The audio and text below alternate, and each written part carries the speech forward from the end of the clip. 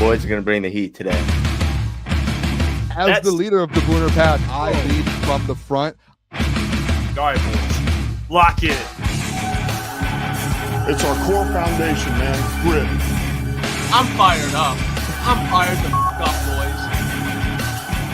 It's bumping right now. It's got my juice pumping, boys.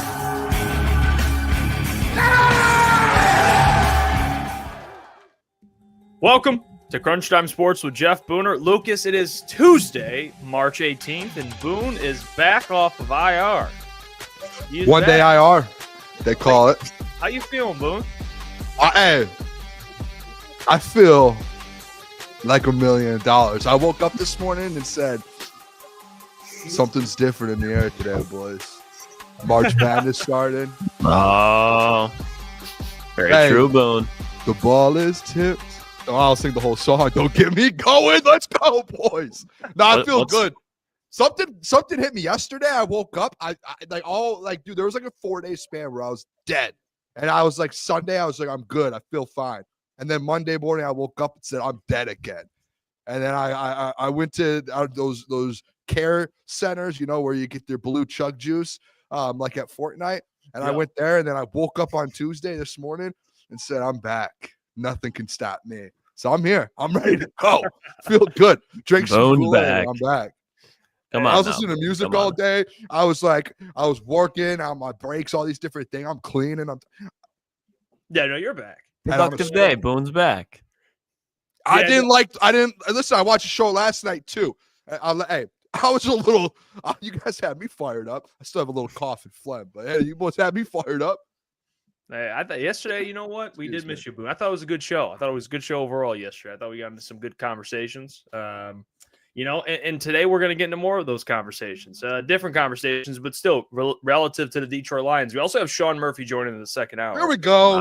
So talk some Pistons because they just smoked the Pelicans yesterday. And you know what? We'll see what they can do, but we'll get to that later in the show. Before we begin, I want to ask you what the bone to pick is. You're laughing over there. What's the bone you're trying to pick? Like, lock in, Booner. I was trying to get this off the water bottle. No free ads. I was over here battling for this water bottle. So what's before I get into kind of what happened? Listen, the bone I have to pick. This is it, and it's not just you guys. It's really, you know what? I felt like after watching the show last night, and not even that, like after being on Twitter for the whole weekend in Lions World, I feel like as the leader of the Booner Path, I started to have a what's the word when you have like a vision epiphany? or epiphany? And I'm sitting here and I'm going, okay, I get, and this isn't at you guys. This is people in my comments who, when I say, hey, Lions need this, or hey, I want Brad to do this. This is the both sides of the aisle of Lions fans, boys. This Lions team is a contending Super Bowl team. So there's people on the side where you guys last night, I watched the whole show and I was getting fired up and I said, this show might be the most negative show in the world. But then there's this guy like Jeff Iafrate who's like, well, we all know that the Lions are contenders. Okay, then let's have a segment talking about that, something positive, okay? And we'll break something like that down. And then I have people in my comments when I say, hey, Lions need Zadarius Smith. Very obvious statement, right? Let Brad cook. Let me have an opinion. So it's like people on both sides of the aisle here in this Lions world, like take a step back. This is a Super Bowl contending team. Yes, people need to treat it as so. But then there's another side where it's like, we don't need to be throwing this team in the dumpster every second of the day because they lost in the first round. But at the same time, they built a hell of a football team. And Brad has some air to stand on. Jeff Iafrate with those looks over there.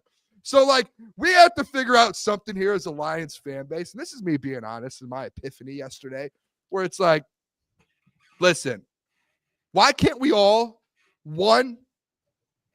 just have a say? Like, hey, this is my opinion. But for some of us who have an opinion,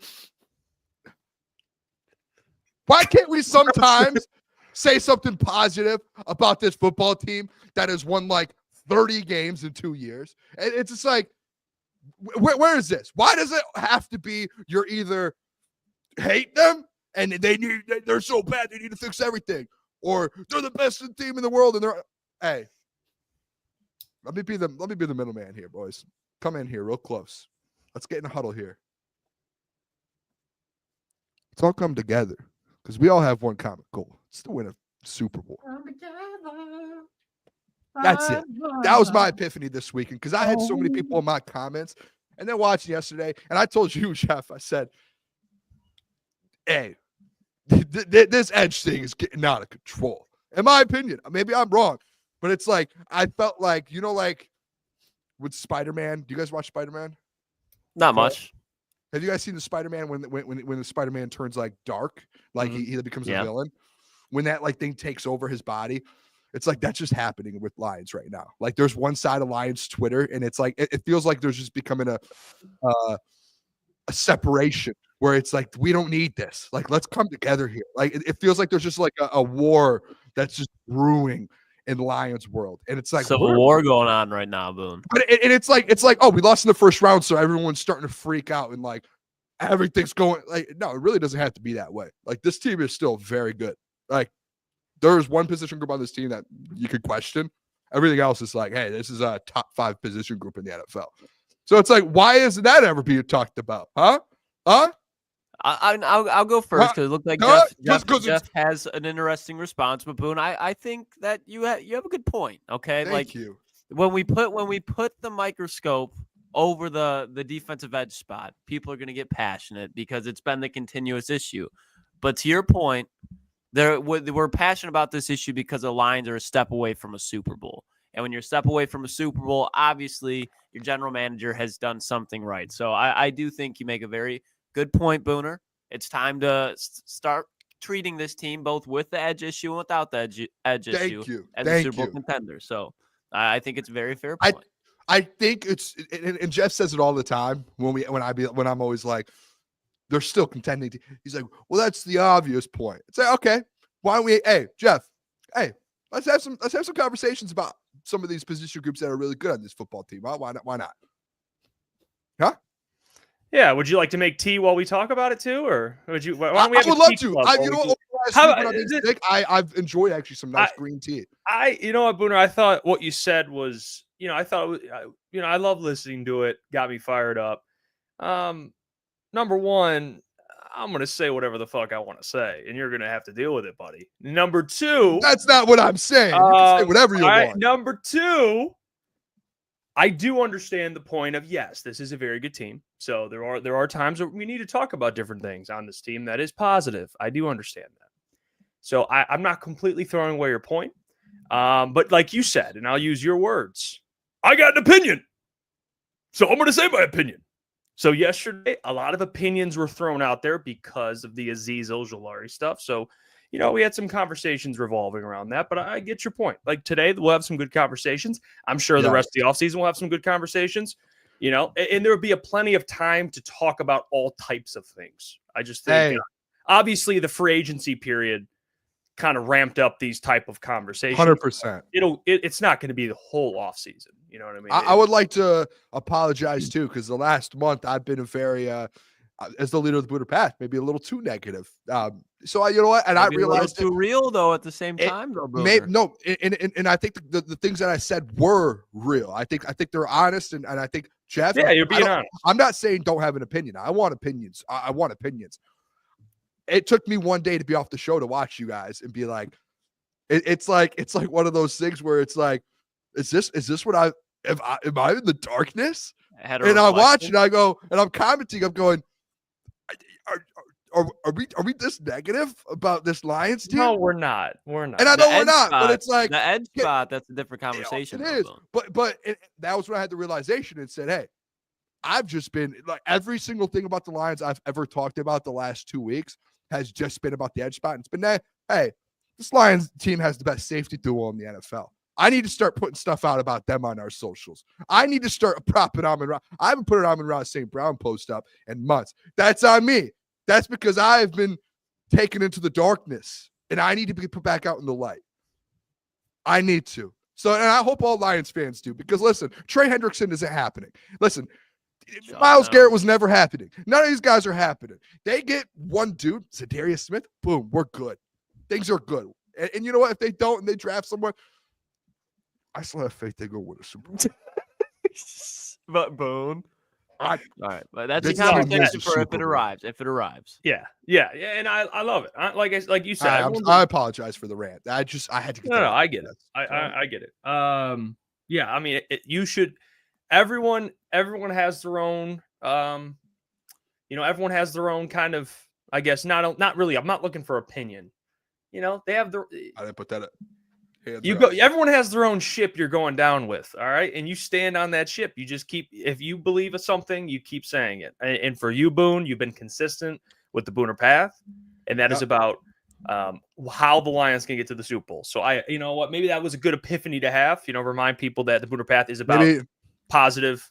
Yeah. It's about chasing that Super Bowl, And then, maybe I had sick for a reason. Maybe God said, Booner, you're getting the flu for a reason. Everyone has different roles. That's probably the word I was looking for. Yeah. For like 4 days, I was sitting there. I was like, why me? Why am I sick? And then Monday night, I turn on Crunch Time Sports and I go, this is why I was made sick this whole time. This was the reason. So I appreciate it. I enjoyed being sick for that time. No, honestly, it feels like you fucking got like I don't think you got rejuvenated watching. I know you actually. Hold on, before we move on. Yeah, you in the chat, out of all people, by the way. So I'm surprised you were throwing the Brad Holmes. You were coming at the whole. You guys hate Brad Holmes. You were fueling the rumor. Yeah, because it felt like listen, and you know what? I wouldn't listen, Jeff. I wouldn't be mad. Listen. I wouldn't be mad over the last 2 or 3 weeks if people commented on my stuff and reached out to me and said, bro, you hate Brad Holmes. Like I would be like, dude, looking back at the last few weeks, the way I was acting, where 24/7, all I was talking about was his edge position, and I was so blinded to the rest of the football team.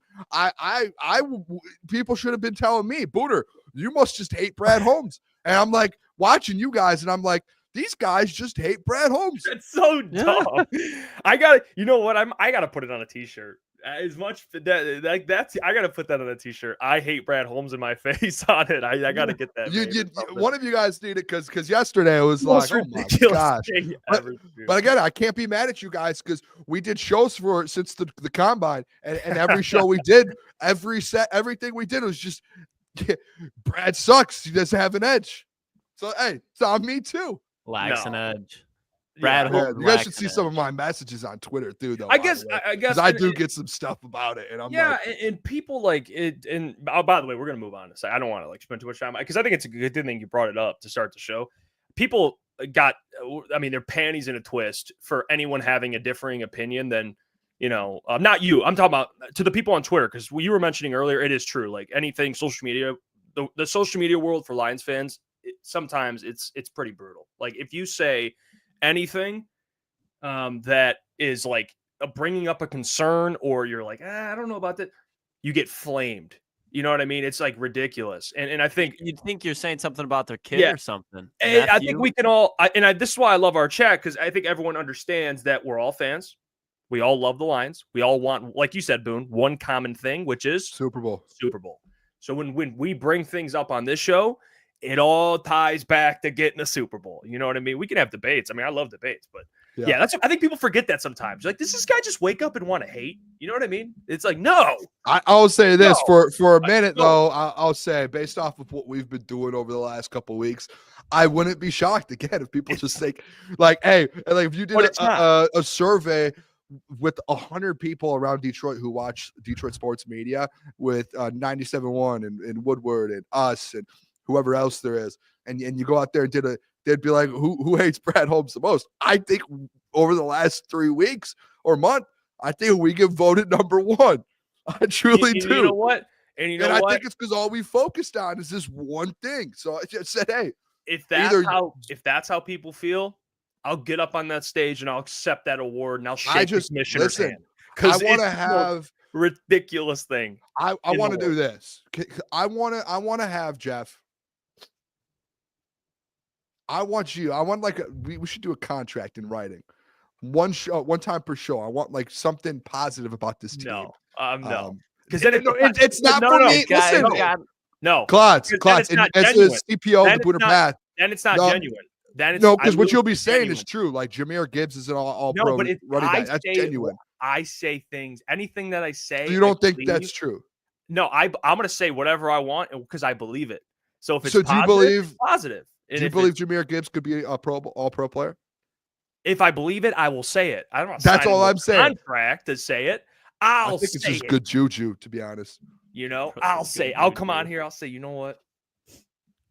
Dan Campbell, He's a best top coach in the top league. 5 head coach. No, I'm I just- love it. I love it. But if I say it, then I believe it. All right. You can find Jeff. You can find one positive thing to show Dude, to what is say it? about What are this we doing? Lions team. Is this like a what? It's like Listen. is this like an AA meeting? I mean, what are we? I- What is Dude, that? Klotz. he's coming in with like you got to have the ratio. This is like avoiding the cancel culture. I feel Yeah, like he's no, trying to be Yeah, uncancelable. are you like my therapist? Find My one biggest positive thing with thing to this- say about yourself every day. Like, look, As the CPO, Klotz, this is my thought process with it. Ah, Let's get some good boom. juju going into the Super Bowl. Like a couple. Say something positive. Say something After, positive. and Boone, here's the thing: after the draft, after the offseason, there's going to be a lot of good juju in the air because we know that Brad's going to address it. But let's quit like the PG-13, PG. That's fine. Again, let's just not always just be rated R. You know, I mean, I Hey, don't think we this is- necessarily are, Boone. But this is you're getting Boone. the last 3 Klotz takes I've seen on Twitter just negative about Brad Hey, Holmes. Boone, no, Boone. Give me I a love the positive DJ. take, I love the Klotz. DJ Reed Huh? signing. Love the DJ Reed. But you didn't do an 8-minute video. Hey. did you? Yes, I did. Yes, I did. What that thing Got blow up? Come 35,000 on. views. Hey, 8-minute Boone, video. Boone, this is Say remember something what good. you and Doc argued. You're creeping into the telling me how to feel. You're creeping into that a little bit. Doc would get on your ass Listen. about that. Listen, I'm telling you how I feel. Can I do that? Now That's you're fair. trying. You can You're say trying to whatever. tell me how I can. No, this you is can how I feel. feel. All right, All right. don't tell me anything different then, huh? No, you can feel that way. That's fine. I feel No. Just say something Yeah, positive. did you go on like an ayahuasca retreat or something? I was like with Aaron Rodgers just for the like last a 4 course. days. frog, whatever the hell Yeah, it is. me and Aaron Frog Rodgers were tea? together for the last I 4 mean, or 5 days. Yeah, yeah. Well, It's just That's- life, man. You got to be positive here. We're only here for a short time, so just forget the negative. Go with the positive. Let Brad cook. It's all Hey, life aligns in the way that's supposed to. by the Give way, some weight. Go ahead. hey, by the way, no. Speaking of the Hey, bracket, Klotz, that sounded good too, by the way. hey, speaking of the bracket that you just held up, I'm gonna everyone, put mine right here. everyone watching, enter your brackets. You can head to our social media, enter a bracket. It's literally free. You could honestly just sit there and pick a bunch of teams. But if you actually watch college basketball, which it's okay if you don't, still enter. Pick your winners. All right, pick the entire bracket, submit it, and if you win, you guys are already subscribed, so you're already entered. You can win a jersey. It's literally that simple. It's on our social Easy. media. So it's literally easy. It takes in the links in the chat there. So free. All you need is ESPN. You just enter the bracket. Boom, boom, boom. If you win, boom, you get a jersey. So take a shot at it. But yeah, we'll be watching that over the rest of the week here. But I want to bring up some stuff that happened. Lions, who they brought back, and a familiar face in the division. Which, by the way, here's something positive, Boone. I'll give you this. Brad Holmes made the correct decision, dumping this dude when he had the chance. And that is Jeff Okudah. He is with the Minnesota Vikings. He's coming back to the NFC North. The ghost of Jefe Okudah. Yeah, Hefe is right. I think that's a great way to. He say that. by the way, in Damon Dice, if you win, you can get an NFL jersey. So it's not Lions, it's any jersey. So go ahead and enter, Damon. Go ahead. You can get a Bears jersey. That's fine. Maybe I'll order a Caleb one with you. But Jeff Okudah. Jeez. I'm kidding. 26-year-old Okudah had multiple options. His agent, someone's cap. But chose That was to get more money, huh? yeah. Chose to return to the NFC North, this time with the Vikings to play with DC Brian Flores. It's a good decision by him. I mean, you get to play for a good DC. But this means I saw Vikings fans trying to hype this one up. It's like, guys, I mean, and I listen, I don't root against anyone, but I'm stating a fact. Like he's cooked. You know what I mean? He went to Houston. I was actually excited for him in Houston. D'Amico Ryans? Didn't work out. It's done. So What were you excited for him in Houston? Like, what did you expect to happen in Houston? Seriously, I that's an shouldn't say- unbelievable. No, I shouldn't say thought process, excited. Maybe huh? that's the wrong word, but I was curious. Yeah, I think I was curious. I was like, okay, maybe let's see what he does in Houston. Did nothing. So I don't even know. I mean, who are the corners? Like, he's not going to start, right? no, I don't think so. But he'll be like he'll be what they're trying to find, like how the Lions got a Meek, came in there, injury, shut down Justin Jefferson. They're saying, you know what? We're taking that flyer on Jeff Okudah. He's going to change the way that we do it in Minnesota. They're Kendall Vildor. Like, that's their Kendall Vildor. That's who it's going to be for them. Great comp. That's a good. It's honestly a pretty good comp. If I'm being honest. Who would you rather have, Kendall Vildor? Oh, Kendall Jeff Vildor. Okudah? Kendall If you had Vildor. to take one. Kendall Kendall. Vildor. I agree. Yeah, because he had more. He had moments, but overall, I mean, he's got like. He was solid. There were like Jeff said, the moments were like Oh couple yeah, bad here moments. and there. You're like, oh no, but like I'd say more so consistently, he was just solid to where like Jeff Okudah, you don't know. I mean, that He's he might not even be active. I mean, he's probably not even active. So He's not going to have a Kendall's chance. active. He's not going to have a chance because the Lions are bringing in potentially somebody that will block the living shit out of Jeff Okudah, and that is the big fella, Quentin Morris. I'm not familiar with Quentin. I don't know who he. I'm not familiar with his game. I'm not. But what I do know is apparently the Lions are bringing in a bunch of tight ends. What this tells me is they're shaking up that tight end 3 spot. They're shaking up that tight end 3 spot. Like Shane Zylstra was brought back, but I think he's competing with Kenny, your boy, and this would be Quentin Morris if they bring him in, another like inline tight end. Basically, maybe they keep him. He'd kind of do like the he's big dude. I mean, he's basically like an extension of your offensive line. So I guess, I don't know. That tight end 3 spot, James Mitchell. I don't even think James Mitchell's on a roster, No, right? he's gone. He's gone. Yeah, he's cooked. I mean, didn't you pick him? They picked him in what round? Did they draft him? He was a 5th or 6th round guy. Okay, so I guess it doesn't even. Yeah, matter. no, he was kind of a flyer. Yeah, I'm not too worried about that. Any word. It was hey, look, they wanted to try something, see if they can get like a Christian Mahogany out of him. No, nothing. It didn't work. No, So, and they brought back the Pat O'Connor. This I love this. Brought back O'Connor. So he's coming back. They need to obviously bring back bodies, and I will say, like, that's a good body to have, man. Solid guy, solid depth for sure. I'll be honest. This interior defensive line, I know we're talking about like adding people. I don't think and I know people hate the Levi O stuff, but I saw like some stats of Levi O ranked amongst the NFL this last season in like pressure rate and pressures and quarterback, like all these run defense, like compared to like interior defensive linemen. He was like towards the top end, and he played all year. But like even like Pat O'Connor, Mekhi Wing, I'm starting to, and I don't, maybe it's just me being like, hey, I'm starting to get back on the happy side of this team again. I like this interior defensive line, especially if they bring Pat O'Connor back. I'm like, okay, boys. They got dudes. Like once Aleem gets healthy, and you have DJ Reader, and then you have Mekhi Wingo, Pat O'Connor, Levi O, and Roy Lopez. I'm sitting there and I'm going, that might, and I know people might be like Booner, that might be one of the top 10 interior defensive linemen in the NFL. You're right about that. You're right. That's scary. You're right about that. And notice how when we talk about the defensive line, we should be just talking about edge, because the interior, I don't think we've really ever. Good. Yeah, we're not really. Now we had conversations about like Aleem, what we expect out of him. Yes, but overall, that interior, DJ and Aleem, I mean, those two are game wreckers. But and even then the you have depth guys behind them. That's like a Roy good Lopez, I think that's a good backup nose tackle. Dude, like I think the thing with Levi, if you get Levi off the edge and just let him be an interior and just go at it, I think because he's so good in the run game, like I think that changes his game. And you got him for $4 million. Like that has to be kind of a sneaky signing to where if you move him into the interior full time and he's just rotating for guys, like if someone's hurt or like that should be a good depth piece in the league. Yeah, they have enough depth there where you can have that whole interior of the defensive line fresh, ready to rush the quarterback alongside Aleem McNeil. Because if you're paying that man that much money when he's healthy, he's going to be out there and playing. But look at like DJ Reader. Like DJ Reader had a very solid year last year, had some very good moments, but he's getting up there in age. DJ Reader is probably in his last year or two in the NFL. So you bring back Levi, you bring back Roy Lopez. You have a dynamic where all those guys are good at stopping the run. Like the Lions run defense, no questions. Aaron Glenn, Kelvin Shepard, the run defense will be elite. But it starts there with the defensive interior, having selfless guys. Like, that's why I do really like the Roy Lopez signing, because he's not going to be getting to the quarterback. But let's say DJ Reader goes down. It's happened before in his career. Lee McNeil, he's not ready week 1, week 2, week 3 yet from that ACL. You have multiple guys that you can plug in there and have on a rotation to keep fresh. They can help get after the quarterback and suffocate the run game like they have the last couple of years.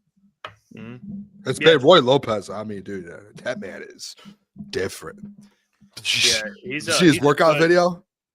I did not. No, it's really just one rep, but man, I want to run through a wall after seeing it. Yeah, Boone, you're drinking the Kool-Aid again, and it's a good thing. It's a good I miss thing. drinking the Kool-Aid. I was again, dude. I was in the darkness for him once, man. I don't know what happened. I'm bad. Now this, you know what, doesn't change the fact they need an edge. They need an edge, but they do. But that defensive tackle spot they've had, they got a deep room. I will say, got a very deep room. Makai Wingo. We should do a segment on Makai over the next few weeks, breaking him down. Makai is someone that I've been kind of mentioning here and there. I'm excited for him. You know, I am. I like Makai Wingo. I think he's he could play a little on the edge too, but he'd be good at like kind of what a Lee McNeil plays. He'd be a good like 3 tech. But I will say this about the rest of the defense. I mean, the secondary, that secondary last year, I know they didn't. Let's not go after last year. How about that? Because, last year, the injuries, that's people are going to say that and be like, well, they didn't have it. Okay, 2 years ago, the secondary has not been very good. At least corner, we'll say corner has not been very good. They've been okay. Taron Arnold struggled, obviously, last year. And, again, last year, he wasn't in a good position. You know what I mean? Like, they had no players. Everyone's hurt. It is what it is, but we saw Taron Arnold in week 1 struggle. And that was his first game. And that's really the only sample size you got to see that in like the Tampa Bay game, I guess. But you didn't really get to see him at the end of the year with everyone healthy. But you have Ennis Rakestraw, who you drafted in the second round. I always mention first, second round picks are more premium. First round, obviously premium, but second round, still guys are drafted. Cooper DeJean is drafted, guys like that. You still expect those guys to be able to produce. So Ennis Rakestraw is still there. You brought in DJ Reed to replace Carlton Davis. And we'll see. I mean, maybe they draft a corner late. I would never rule that out, I guess. So you look at this corner room, because their safety. The safeties are always going to be solid. I mean, you have Kirby and Bryan. Those guys are as solid as they come. Understandable. But do you think people are sleeping a little bit on this secondary? And I'm getting including corners, because we know the safeties are good, but we're throwing the corners in there too next season. Like, how far of a jump do you think they can take? And we're not talking 20th in the NFL in passing yards allowed. We're talking significantly better. And Amik, sorry, did not mention Amik. Amik, yeah, don't leave Amik out. That's a big part of it, actually. That's on me, Amik. When I broke it down over here. So where are you guys at with the secondary, and whether or not it can maybe shock some people next year? Can I could go here first, because I have a thought process earlier today about the secondary that made me think about kind of, hey, around the NFL, where do these guys rank? Can we do a hypothetical? Of course. And I know hypothetical, you could do it in a negative way. Like, oh, guys get hurt, guys play their worst. I want to do a hypothetical.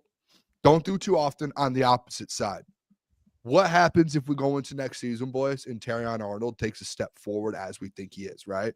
Like, what if Taron, like, what he's supposed to do is kind of take a massive step from year 1 to year 2, especially as a rookie in the NFL. Let's say Taron does that. Amik Robertson. This was like really, he started in Vegas, but they weren't a good football team. It wasn't like a established defense. This last year was his first year kind of in a legit established defense on a good football team in the NFL, to where he was a legit, like, I would say, starter on a good football team, correct? Mm-hmm. And when you look at that, at the end of the season, I would think, like, when Amik got moved to the outside, whether he was outside or not, like, even at the nickel, the man was a menace. He was elite. But when he got to move to nickel, like, that confidence grew even more. If you go into next year, boys, and DJ Reed is DJ Reed that we know of, where let's say it's the lateral move from Carlton Davis, where that's like your Carlton Davis, Taron Arnold takes the step that you're like, okay, that's what we needed out of him. We needed him to take that rookie step. And then Amik is the Amik in the second half of the year, to where he just was unstoppable. His confidence was at a different level. He was talking. He was a leader. And then you have the best safety duel in the secondary. Do like maybe again, maybe this is me over the last couple of days drinking the blue Kool-Aid. That's a pretty good secondary, though, boys. Like, that's like hey, this secondary can make some noise in the NFL. Like, you're talking about like a top 10 secondary going out there. And obviously the big caveat is if Terrion Arnold takes that step. But if he does that, like, I think it's all leaning on that. And if Terrion takes that step,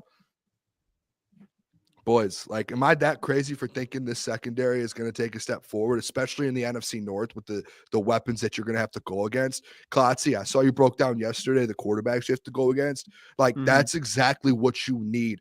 If obviously we talk about the pass rush, but like what you need is like that secondary to step up against all these different teams on the road.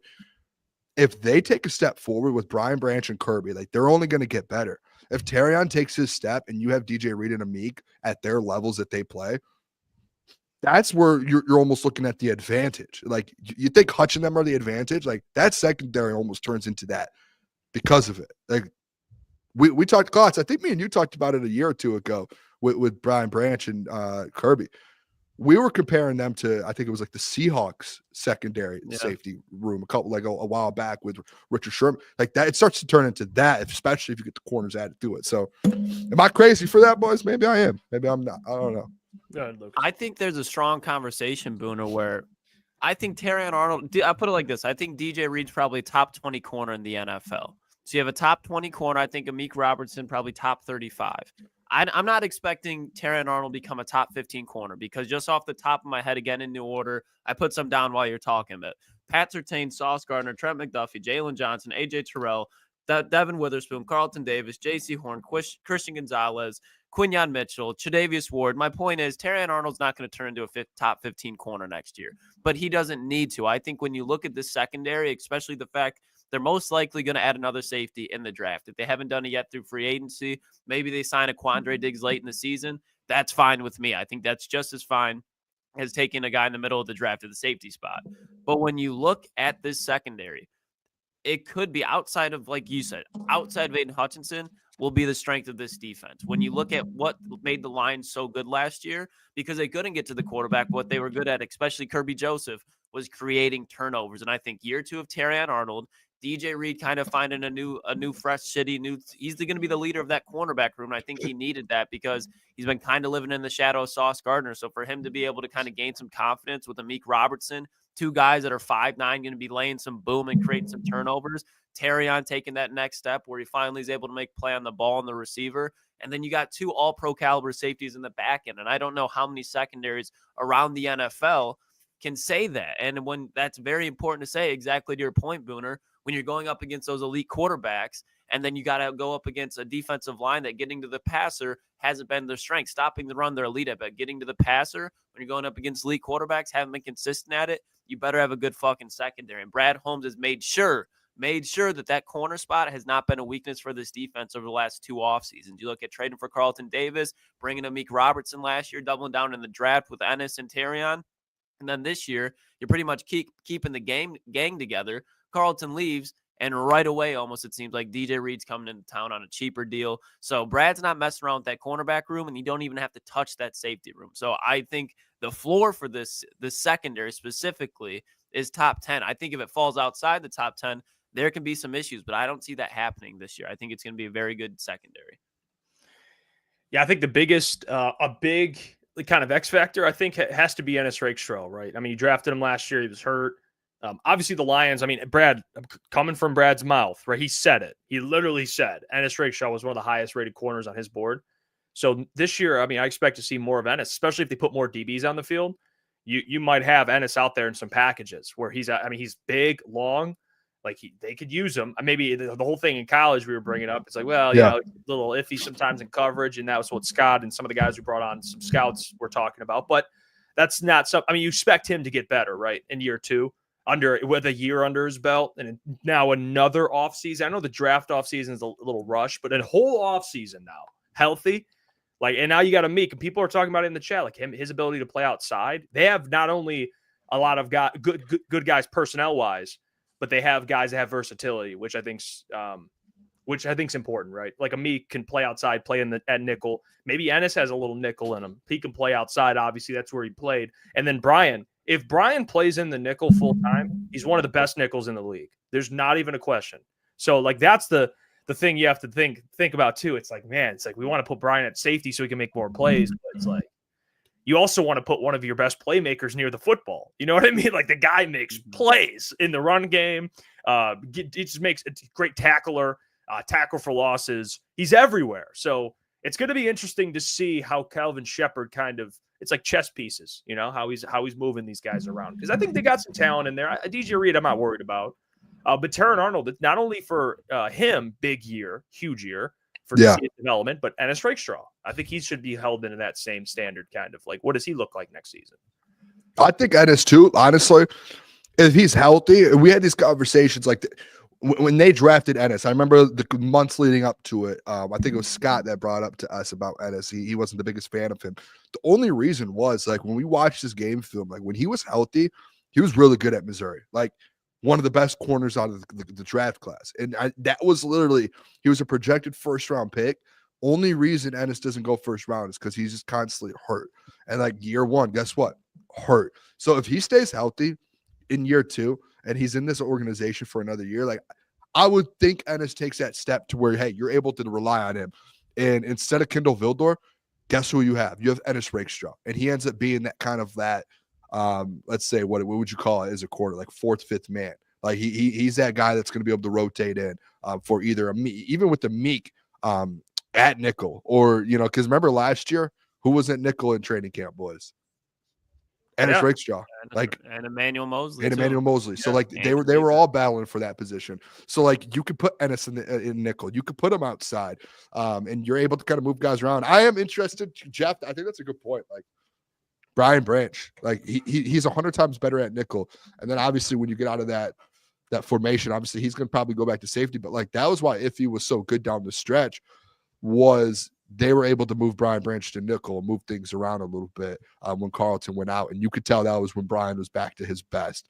So I don't know what they'll do with that. That's and he's good at he's just a good football player. He's good at nickel. He's good at safety. He just played deep safety because he's making plays. I mean, the Vikings game, he was playing safety and he had the interception against Sam Darnold. Like the guy is like, I don't even know. Like when he's so good at so many things, it's like, I just think it's hard for next year though. Like say you throw him at nickel, right? And you need another safety. Like you don't really have another safety right now. Like I've done a couple mock drafts and Klotz, the kid out of Ransom out of Ohio State, like a guy like that who can come in, I think potential start in the NFL right away. Like you have to just find a guy like that. Maybe in the draft, second, third round. And maybe that's something that Brad's looking at because he let Iffy walk and he hasn't signed another free agent, a safety free agent. So you're sitting there and you're like, okay, he hasn't signed an extra corner or an extra safety. Right. So you lose Kendall Vildor and you don't bring in another corner, and then you lose Iffy and there's not another safety. So you lost two secondary guys, right? So in my mind, that maybe just leads like, hey, Brad's looking in the draft. He likes a couple guys in this draft class at that position. Or he thinks Ennis is ready to go, which that kind of pumps me up a little bit about. Like if Ennis Rakestraw is healthy for a whole year, I think the man has talent. Klotz, you should do a film breakdown on Ennis Rakestraw, like healthy Ennis Rakestraw in college. Show That's the people. like he will thrive the best in the nickel because I understand that the Lions have a theme right now of undersized corners on the outside that are physical. But I think if you're looking at Ennis, like Amik's very good right now. Like, I'm not saying, ship Amik, but at the end of the day, Amik's got, 2 more years, including this season on his contract. And we've seen how Brad Holmes has been with guys outside of the organization that are brought in. And I wouldn't be surprised at all by the time that Amik's contract comes up, we see Ennis Rakestraw kind of slotting right there into that nickel spot because that lets Brian Branch just play his best ball. Kirby Joseph play his best ball. Both of those guys are staying in position. And Ennis Rakestraw, he has everything it takes to be a good defensive back in the league. That's why he was a second-round pick, and some viewed him as a first-round pick. So talent's not the issue. Some people say size is, but Brad Holmes, Calvin Shepard, Dan Campbell, they don't think so. Like, healthy Ennis Rakestraw at Missouri, he wasn't locking people down necessarily, but he was a tone setter, and that's what this defense is all about. Guys who fly around the field, can make plays and deliver hits, because that creates forced fumbles. If you got Kirby Joseph and Brian Branch intercepting balls in the secondary, and obviously you're going to have Terry on DJ Reed doing it, you need somebody that's a little fucking crazy out there, setting a tone, saying, hey, I understand you're going to catch a pass, You don't want to make him think twice about catching a pass in the middle of the field, going down the sideline. That's what guys like Amik Robertson and Ennis Rakestraw can do. So I know it was a disappointing first year as far as you didn't see him on the field, but it's kind of the optimistic side of it as well. Like, we don't know what Ennis Rakestraw could be. He could be very, very fucking good, and we just haven't seen it yet. Or he could be like, okay, he needs to develop a little bit more, but I don't think Ennis Rakestraw is going to be one of those guys that just never finds a spot in the NFL with this team. I don't think he's going to be one of those cases. He might be. Hey, what year did Iffy? We were like, oh, wow, that kid's actually really good. That was like year 3, wasn't it? Yeah. Like, because his injuries. It could be something with Ennis. I know people are like, oh, I don't want to deal with that. But like, it might not even be year 3 for him. It might be just this year. He might have just been going through something this year, and now he's like, all right, this next year, here we go. So I'm battling right now, boys. The NCAA tournament's going right now. First 4 in. First 4, and I got Alabama State. I got them, and it's a tie game with 11 seconds left. I kind of just need overtime. Did you fill out your bracket? Not yet. I bet them. I mean, the first 4 games don't matter, to be honest. No, I'm saying, I was just asking because earlier you were scared to fill it. Not scared, but you were like, I don't know. There's just some. Yeah. Yeah, there's just some where I'm just I've watched over the last 2 weeks. I've watched a lot of college basketball. There are some teams that I just haven't been able to watch because I haven't watched all year because of football. And next year I need to be better at it. It's just there's a couple matchups I'm a little like I think I know who was going to win the whole tournament, but there's a big factor in it, and I don't like that factor. I texted you boys that earlier. I was like, I don't know if I like. Yeah, I got him in there, but I have him. You have them winning it all? No, I have them in there against the team I have winning it all. Yeah, the team I know who you're talking about. Talking about Duke, if people were wondering. Yeah, Cooper Flack and his ankle, man. That ankle. I'm going to give you a March Madness connoisseur, you say, okay? First 4 tonight. I'm going to give you a trivia question. All right. What is the farthest, and how many teams have done it? A first 4 team has made it in the March Madness tournament. The Elite 8. Nope. Sweet 16. Correct. 2 of them since 2011. I knew it was either Sweet 16 or Elite 8 because it happens all the time. That's why these first 4 teams, there's these 2 11 seeds like UNC, San Diego State, and Texas. And who's Texas playing? Xavier. One of them better be moving on for you boys. You got him. That's just a trick here. I don't know which one it is. Hey, Booner, actually, I lied to you. One of them are moving on. What is it? I lied to you. It's actually the first. They made to the Final 4. VCU, Shaka Smart days. Shaka Smart? Oh my God. VCU? Yeah. Hey, well, I forgot about those days. Hey, while we're on the conversation about position groups, fellas, I did want to bring up a position group that I'm very excited for next year. And by the way, if there is a position group you are excited to see going into this upcoming season, please drop it in the chat. We will get to it. And you can go any position group. It doesn't have to be edge. But for me, all right, I have a position group I'm excited for, and I think this is a little outside the box. Here we go. I love this. The position I'm the most excited to see is quarterback. That's what I'm looking forward to seeing. Because the last game we saw from the Lions was a multi-interception game. Thinking of the Houston game. Multi-interception game from Jared Goff. Now, do I think Jared Goff, that should tell the story about him? Not completely, no. But I think that game has been in Jared Goff's mind this entire offseason. And I think this is a man who was in the MVP conversation, at least in the, an honorable mention, if you will. As he should. And he ends the season like that against a rookie quarterback who outplayed him. Like, I think this is going to motivate Jared to the point where next year, I think he's going to go out and have a really good year. But with a new OC, his former, now a guy he used to work with, John Morton, like, yeah, he's under pressure, but now it's Goff. Goff had a say in hiring John Morton. So I think that for narrative purposes, and on top of that, the way the season ended with the interceptions and just playing poorly, to me, I'm most excited to see how Goff looks coming out with a new offensive coordinator here going into the 2025-2026 season. So I'm going to go with Goff, or the quarterback room, I guess. And Hooker, too. Hey. What happened with Hendon Hooker? Come on. Hey, yeah, you know what? I'm glad. No. I'm glad you mentioned that, Klotzy. Okay, go ahead. Because of course I shouldn't have, but the go quarterback room would entail, I'm mentioning the former Tennessee quarterback, Hendon Hooker, ahead. which has yet to be traded on Tuesday, March 18th. Could happen. But I that's another storyline I'm excited to follow. How he looks in preseason. How he looks in training camp. So, yeah, you know what? Great point, Klotzy. It's not just golf. It's the whole quarterback room. Keep it pushing. What do you got? Yeah, that was a bunch of word salad. But I'm going to go with something that Jared Goff, great one. I think it's going to be very interesting. But he's going to have to lean on that fucking running back room. And I'm excited for David Montgomery. Don't get me wrong. But I'm excited for Jahmyr Gibbs. Saquon stole the show as the best running back in the NFL in 2024. 2025 is the year, as Boone said, that Aiden Hutchinson wins Defensive Player of the Year. But Jahmyr Gibbs, Offensive Player of the Year, Jahmyr Gibbs. And I know I have my concerns about Johnny Morton, the Johnny Mo show, but even I think you two would say the same thing. What is he? Old school Johnny Morton. He's going to like to run the football. And what was my optimism, Boone? I'm expecting you to know the answer here. What is my optimistic approach when it comes to Johnny Morton calling plays with this team? When do I think that this team can take a step up under John Morton? Situationally, third downs, fourth and down, 1, third and run 2. the football. And when it's 4th and 1, 4th and 2, 3rd and 1, 4th and 2, I don't care. You hand off the football. I don't think we're going to see many. We're going to see some trick plays, okay, because it's still Dan Campbell. He's going to roll the dice. But I think Johnny Morton, he's going to want to play simplified offense. He's not going to want to get too cute, especially in year one when this offense is already set.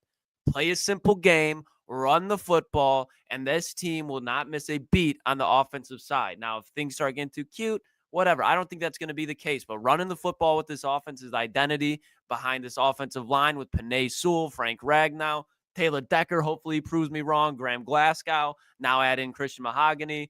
Give me Jahmyr Gibbs in this running back room, boys. There's going to be highlights galore. Even with Monty. Monty got hurt. But before then, David Montgomery was getting posted everywhere, from trucking Devon Witherspoon to making people just look silly game in, game out like the Cowboys game. So this running back room, can't wait to watch it. I like that, Klotzy. I think that's a good one. Oh, is this spotlight on me? Sorry. Alabama State just hit a buzzer beater. Thrilling. Oh, no, Boone. Yeah, no, they won. I had the straight bets in Klotzy. Never mind. Well, we'll just won't talk about that. I'll show you later. Because I forgot I did it until just now. I looked at my phone. Tough. All right. Let's lock back in, Boone. Lock in, Boone. Lock in. Gather yourself. All right. Question was, what position group are we most excited to see? Correct, boys? That would be correct, Boone. Correct. So we're all going offense here. Thrilling. Thrilling. I'm gonna go with one here, boys, and I think there's a couple. There's like honestly, there's like 3 or 4 different ways you can look at it. But I think this offensive line, fellas, like I really do. I think this is like for the whole team. If you're breaking down every single position group in the whole team, I think the most interesting thing going into 2025 is we have built this team from the trenches, especially starting on the offensive side of the ball with Penei Sewell and those guys. So going into this season, interested and excited to see, because one, guys like Christian Mahogany, boys, like I don't know about you guys, but over the last week, since like realizing when Zeitler leaves, like, hey, Christian Mahogany is your next starting guard. Like that kind of pumps me up a little bit. Like getting a young dude like that, being able to, because Klotz, we talk about all the time, right? Like revitalizing this offensive line, getting younger. That right there, it's like no one expected that from Christian Mahogany over the last 12 months.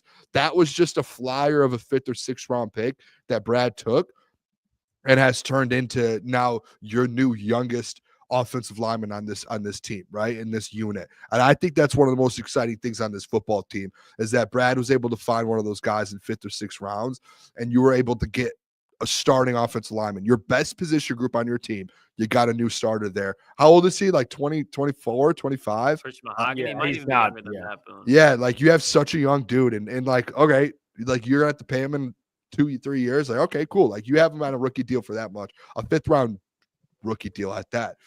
So I'm excited to see that, but like there's like different parts of it. Like Frank and Penei, we obviously know what they're going to be next year.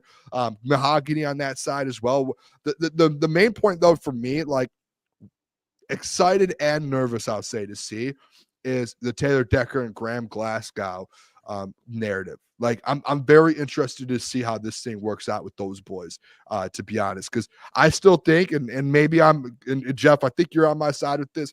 Maybe I'm delusional, but I still think Taylor Decker going into next year, after getting done with all these injuries, having like really just an injury-riddled year, and I don't think it's because he was getting older. I think he just had one of those years. Like, you see guys all the time just have a year where they're just beat up. And then same with Graham. Like, Graham was constantly going through injuries this year. I think if those two guys get healthy and you go into this next year, let's say throw Graham over there with Panay and get Christian Mahogany, who's probably better than Graham, throw him over with Taylor Decker. I'm excited to see this whole line. Like, I really am, boys. Like, get Hank Fraley with these guys for another year. You have him coming back. I think this stays a top 3 unit in the NFL. And I think this is going to be one of the reasons, again, why you end up going and winning a Super Bowl. It's got to run through that offensive line, right? Like, the Super Bowl is going to be won through the trenches. And I'm excited to see how these boys play out. I really am. Like, that's going to be a make or break of this season, is Taylor Decker and Graham Glasgow. So, hey, if you're not excited to see those two boys perform this next year, I don't know what else will fire you up. I really don't. You know, it could maybe in that first round, Boone, that could maybe excite me up a little bit more. For I mean, I took Calvin Banks yesterday. Second round. But again, like, if they don't take someone in the first round, like, I'm just like, okay, to the point a couple weeks ago to you, Klotz, take someone in the second or third round. And if he starts next year, he does. If he doesn't, you have another guy where you're just develop. Jeff, stop. And then when the time comes, boom, you're good. You know what, Boone? Wait, yes, stop. Jeff. No, play it. You had your time. No. You had your time. Do you want me to come to your side, or do you want me to? No, guys, I'm gonna. While Jeff plays this video, I'm gonna go pee real quick, boys. You forgot. Do you want me, Jeff? Do you want me to? Because that was actually in my notes. Was this man? He was actually there. Because there's something about this video that really got me pumped up. You forgot the 6'8", 350, no gut. I'm guard from British Columbia. I'm interested in this. I'm not gonna lie. So this did something to me. No, did it? Jeff, this right here. This made me go. This shook you up. Yeah, this guy has to be legit, right? Yeah. If you're not legit, like, look at all those pictures behind him. Look at all those, like, all-pro offensive linemen. Look at the guy who's training him. You're telling me that guy's not that guy. Not that. Can we go back a little bit? I don't know what that is, but yeah, he's like thrusting. But yeah, I think I've seen that before. Look at who's behind him. Oh, wait. Who's Chris that? Spielman? Oh, Chris. Oh. The Kai Wingo party. I brought a pillow and a blanket, guys. Wait. Well, hold on. Not even new. I mean, you see, we're not. You guys aren't here. You're listening, but you're not hearing that's Chris Spielman. That's a Ring of Honor, Chris Spielman. Yep.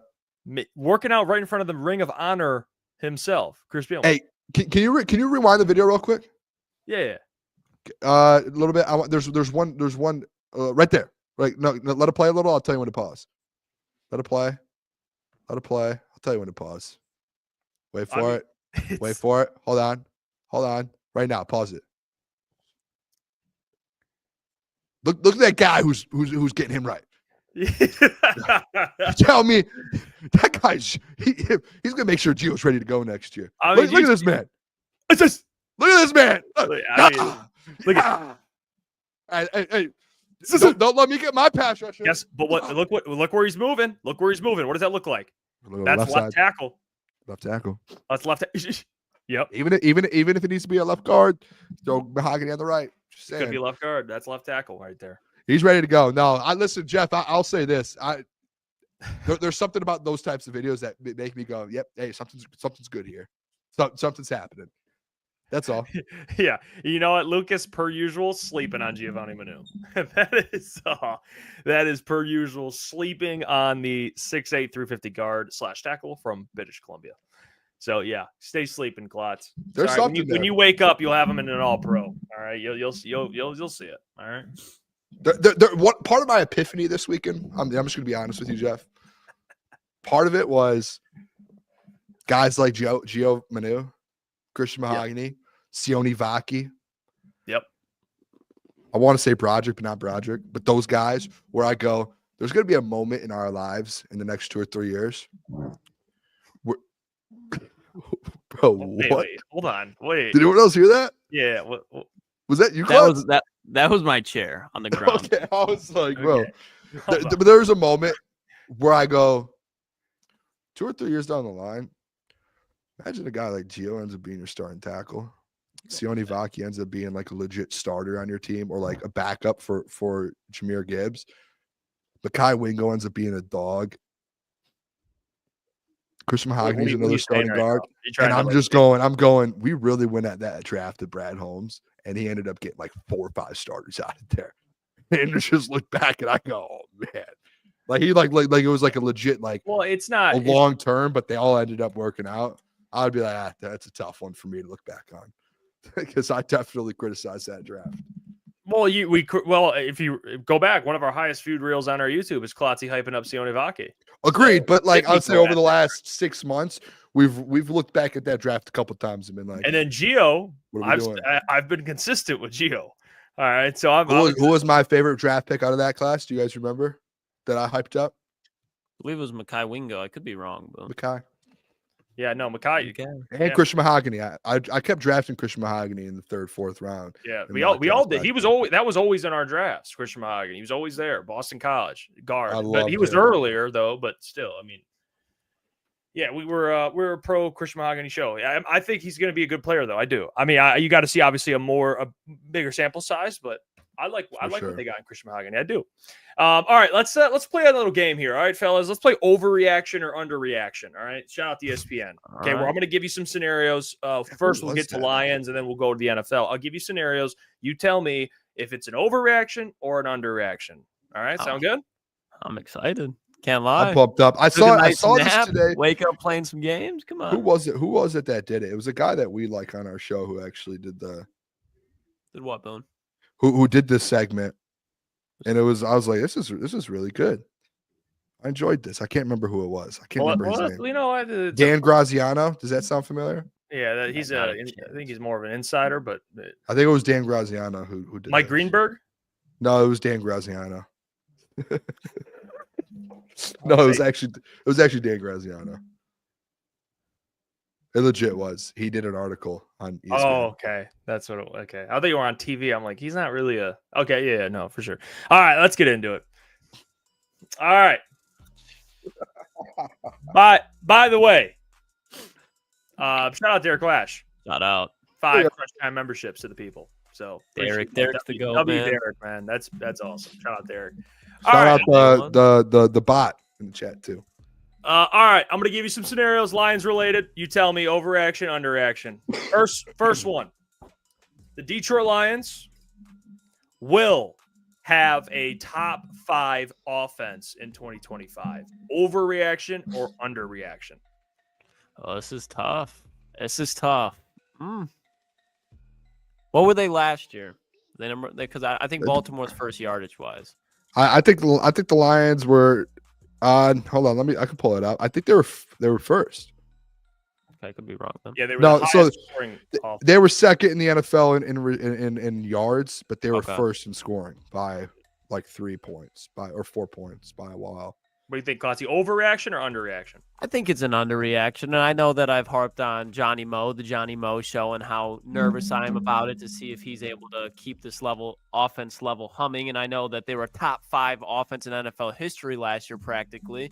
But I just think, again, I just spoke on what I think Jahmyr Gibbs is going to be. Amon-Ra St. Brown's not going anywhere. Jamison Williams emerged last year. I don't know if he's going to go for 1,000 again, because I think Sam Laporta bounces back a little bit this year, but I still think J-Mo's going to be an absolute threat. This offense outside of Kevin Zeitler is not going anywhere. Now, the question is play calling. Yes, I understand that. That's why I'm a little like, I don't know if this is going to be the clear-cut number 1 offense in the NFL next year, but this is still going to be a top 5 offense. So I think underreaction, they could be top 4. Never know. Yeah, I'm probably going to say the same thing. I don't think it is an overreaction. I think and I'm going to say this too with the segment. You could say not an overreaction, because I guess it makes more sense, because it's not really an underreaction. I was just looking at the article and it makes more sense. But yeah, I don't think it's an overreaction at all. I think they'll be top 5 again. I'm with Klotz, and I'll say it like the Johnny Mo show. There is like that question mark, and I I'll say the same thing on the defense with Calvin. But like I think it's hard to mess up this offense. I really do. Like even with the offensive line questions with Taylor and Graham, I still think you're going to get a minimum out of them that you know what you're going to get. And then I think like like Jahmyr Gibbs, you have a top 2 back in the NFL. You have a top 7, let's say, quarterback in the NFL. You have a top 3 wide receiver core, top 5 tight end. Like I just think it's impossible to like really take a step back to where you're like, you're not even a top 5 offense. So yeah, I would say it's not an overreaction. I'm going to say overreaction because I think they won't be top 5, but they'll still be top 10, top 7 even. All right. So it's not like a dramatic overreaction, like, oh no. But I think I'm not going to say top 5 just yet. But here's the thing with it. And I've said this before. They don't have to be top 5 to win a Super Bowl. They don't. You need that defense to be better. That's what's important. So do I think they'll be top 5? I'm not there yet. I'm not. So I don't want to say it. Yeah, they will. But they could still win a Super Bowl without it. You know what I mean? I'm not going to sit here and harp too much on it. But I got to see the Johnny Mo show play out here. So I'm going to say overreaction. But we'll keep it pushing. Next Lions one I got here for you guys. Speaking about the Detroit Lions defense. The Detroit Lions defense will be a top 5 run defense. Again, overreaction or underreaction? Don't we go first? I'm gonna go back to back, not an overreaction. Underreact. I think they're gonna be top 5 again. I do. Like they have right, boys, like they have to add another edge rusher or another defensive lineman or 2 in the draft. You do that, Mekhi Wingo gets better. Again, I'm gonna stand on this. Like Josh Pascal and Levi O, if you don't have to throw them on the outside and they have one of them are like stepping in for a lean, I think they're both good run stoppers. I do. I think that Josh Pascal, very good run stopper. DJ Reader, great run stopper. Even Marcus Davenport, I mean, if he's healthy, who knows? But like Pat O'Connor, like these guys that they have, they're built for that. And I think as well with the run defense, you know, hey, or Klotzy, you know what else is good in the run defense, brother? What's that, Boone? Those LBs, not pounds. That's very I'm true. talking linebackers, and I'm talking Alex Anzalone, Jack Campbell, and your favorite, Derek Barnes. Can't forget Those about guys him. are all good in the run, and they're very elite and one of the best. They're honestly, that unit as a whole in the run game is one of the best in the NFL. I'm going to say it's not an overreaction. They're going to be top 5 run defense again in the NFL. Yeah, Lock I it in. agree. This Now. is not an overreaction. I think the Lions' run defense is going nowhere. At the interior, they added, like we just talked about it 15 minutes ago, the interior they added to the depth they added to the interior of the defensive line. Aiden Hutchinson's coming back. He's a force in the run game as well. And the Boone's point, the linebacker room, Brian Branch, Amik Robertson, you look at the corners, everybody on this defense can tackle. Yeah, Kirby's a little shaky, but Kirby also makes some big fucking hits in the open field when it comes to tackling. So this whole defense is full of consistent tacklers, and they got guys like you brought up, Boone, the depth of the defensive tackle, but then even look at that linebacker room. Malcolm Rodriguez, Yeah. you got hanging there as your 4th-string linebacker. So I think this defense, their identity is built on running the football and stopping the run. I don't think the identity of this defense is going to change whatsoever. Hey, and Jeff, I'm sorry. I know you still need to give your answer, but I'm just going to step further. Amik Robertson, like these are all guys in the run game that have to step up and make plays on the outside if it gets out there. Amik Robertson, not afraid to make a tackle. Terrion Arnold lays hits and makes tackles, doesn't miss many tackles. We've seen it, but typically doesn't. And DJ Reed, he's a guy, even in his press conference, said one thing: most corners don't like to hit and don't like to tackle. He said, I love to tackle. Yeah, this to me is an underreaction. I mean, this is fine. Top 5 run defense. I think they'll still be good. I know Aleem won't be there to start, but by the end of the season, the averages will law of average. It'll average out. They'll be top 5 or even better, to be honest with you, because it's really about the front 7 and what we can say about this front 7. Obviously, with Aleem healthy too, which he won't be out too long, is they can defend the run. Anzo, Derek Barnes. Derek Barnes is an excellent run defender. Jack Campbell, excellent run defender. Anzalone, excellent run defender. And those guys up front, too. So, yeah, I'm going to say underreaction. I actually agree with this one. The next one, Kirby Joseph will lead the NFL in interceptions once again. Overreaction or underreaction? Klotz, I'll let you go first with this one. I would like to take a step back here. Overreaction. There's very few times that you see a player back-to-back years lead the NFL in interceptions. I think Kirby's going to have the turnovers, like it's going to be there. But then again, I know this is a hypothetical, but Kirby played all games last year pretty much. I think he missed Did he miss any time? I don't think Kirby was. I don't think so. He was healthy. No, I the think he- first In his pretty much career, the I don't whole think he's missed season. much. Yeah, so it's just like at the end of the day, let's not act like Kirby Joseph's guaranteed to play that many games. And again, let's go look back at that quarterback conversation. Let's look back at the quarterbacks Kirby Joseph had interceptions against. He had an interception in that Jacksonville game against Mac Jones.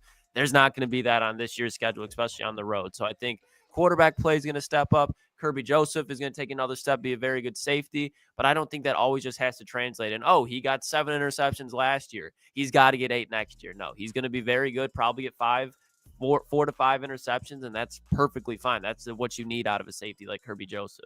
Hey, Kirby, add another 4 to his career this year, Klotzy. He's getting another 4. Give me 4 for Kirby. I don't think he leads the NFL. Like, that's, dude, 9 interceptions.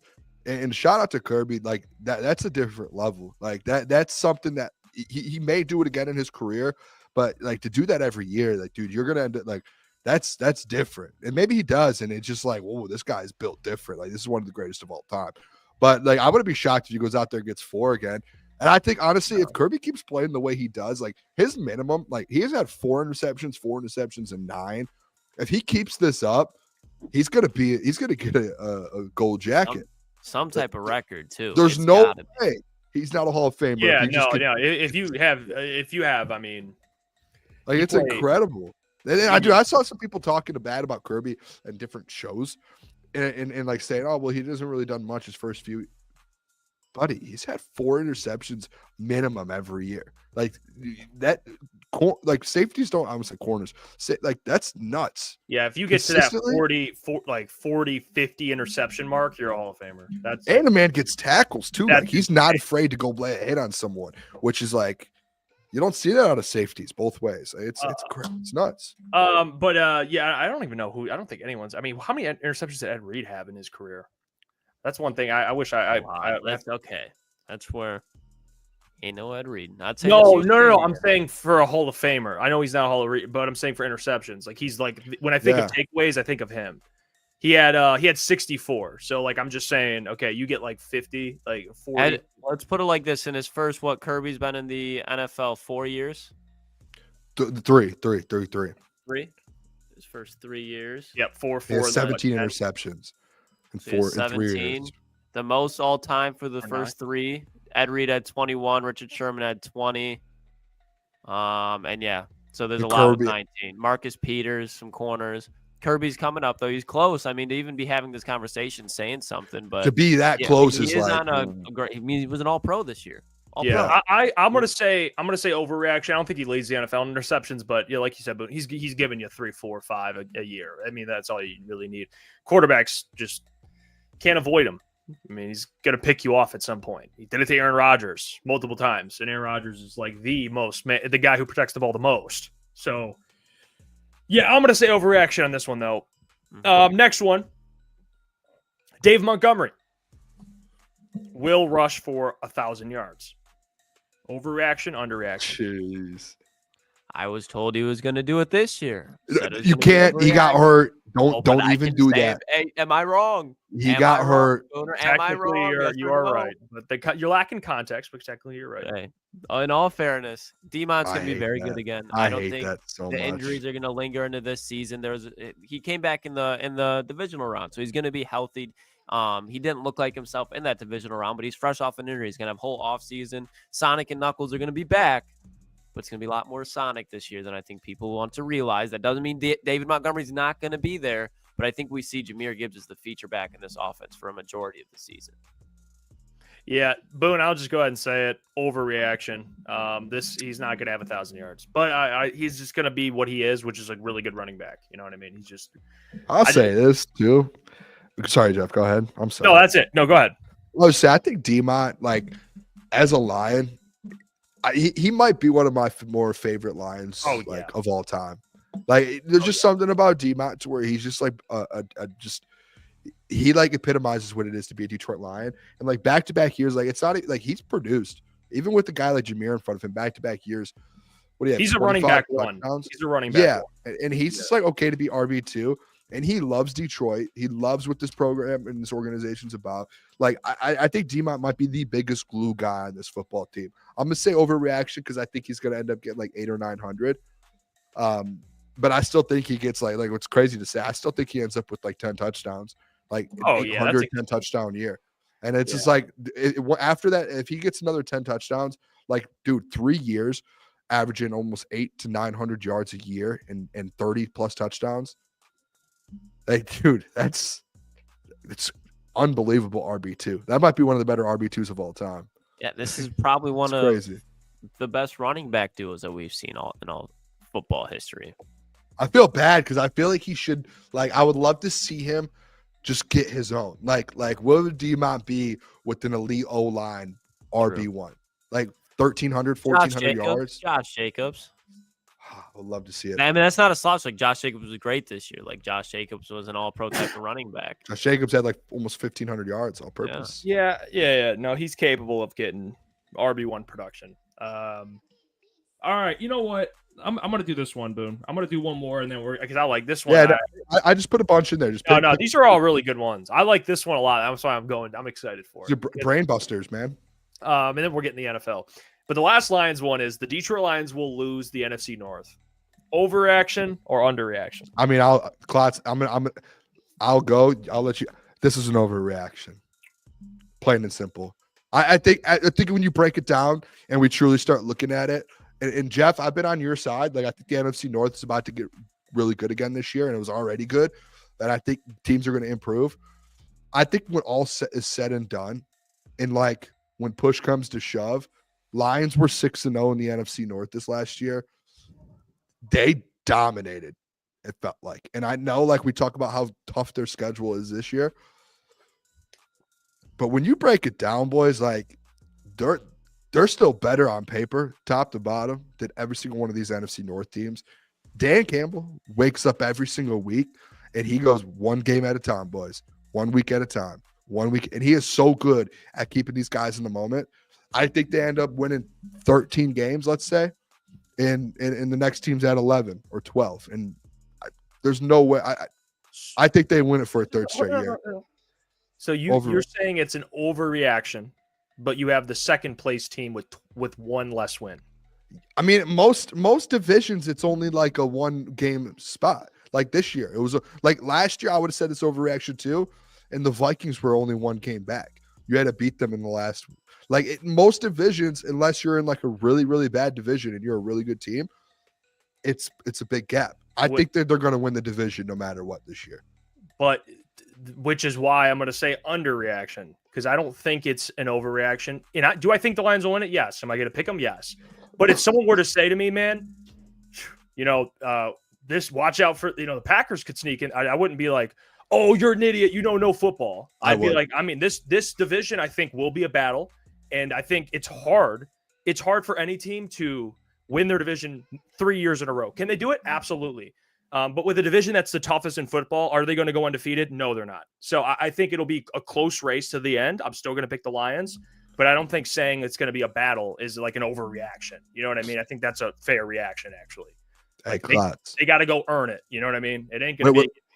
I think last year Jeff said the same thing. There's no way they go in the NFC North and win and go undefeated. What did they do? I mean, I think none of us had them undefeated in the NFC North. Boone, don't even say no. Boone, we all had losses. Stop. Come down from whatever Trojan horse you're on right now. All right. Go ahead, Klotz. What do you think? Flag. 5-1. It's interesting because both you guys said the same thing pretty much, but had a different answer. So I'm going to go with it's not an overreaction, but at the same time it is, because the division's going to be close, but there's no way the Bears and Vikings are not going to win the division this year. Not happening. So it's between the Packers and the Lions. And if I'm being serious, and you guys know how I've said this division's going to be very close. We've seen Matt LaFleur in big games against Dan Campbell. We've seen Jordan Love in big games against Dan Campbell. Outside of the Thanksgiving game, poop.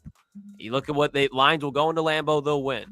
The Packers, just over time over the last 3 years, have not had success against the Lions, and I don't think they've made any massive moves through free agency. I do think Jordan Love's going to be playing better, but I don't think that the Packers are going to come into 2025 with a much different team. And I think the same can be said about the Lions. When you look at that, I'm going to go ahead and take the Lions and win this division again, but it will be close. I don't know how we're supposed to. I think this is a weird question. No, it's not.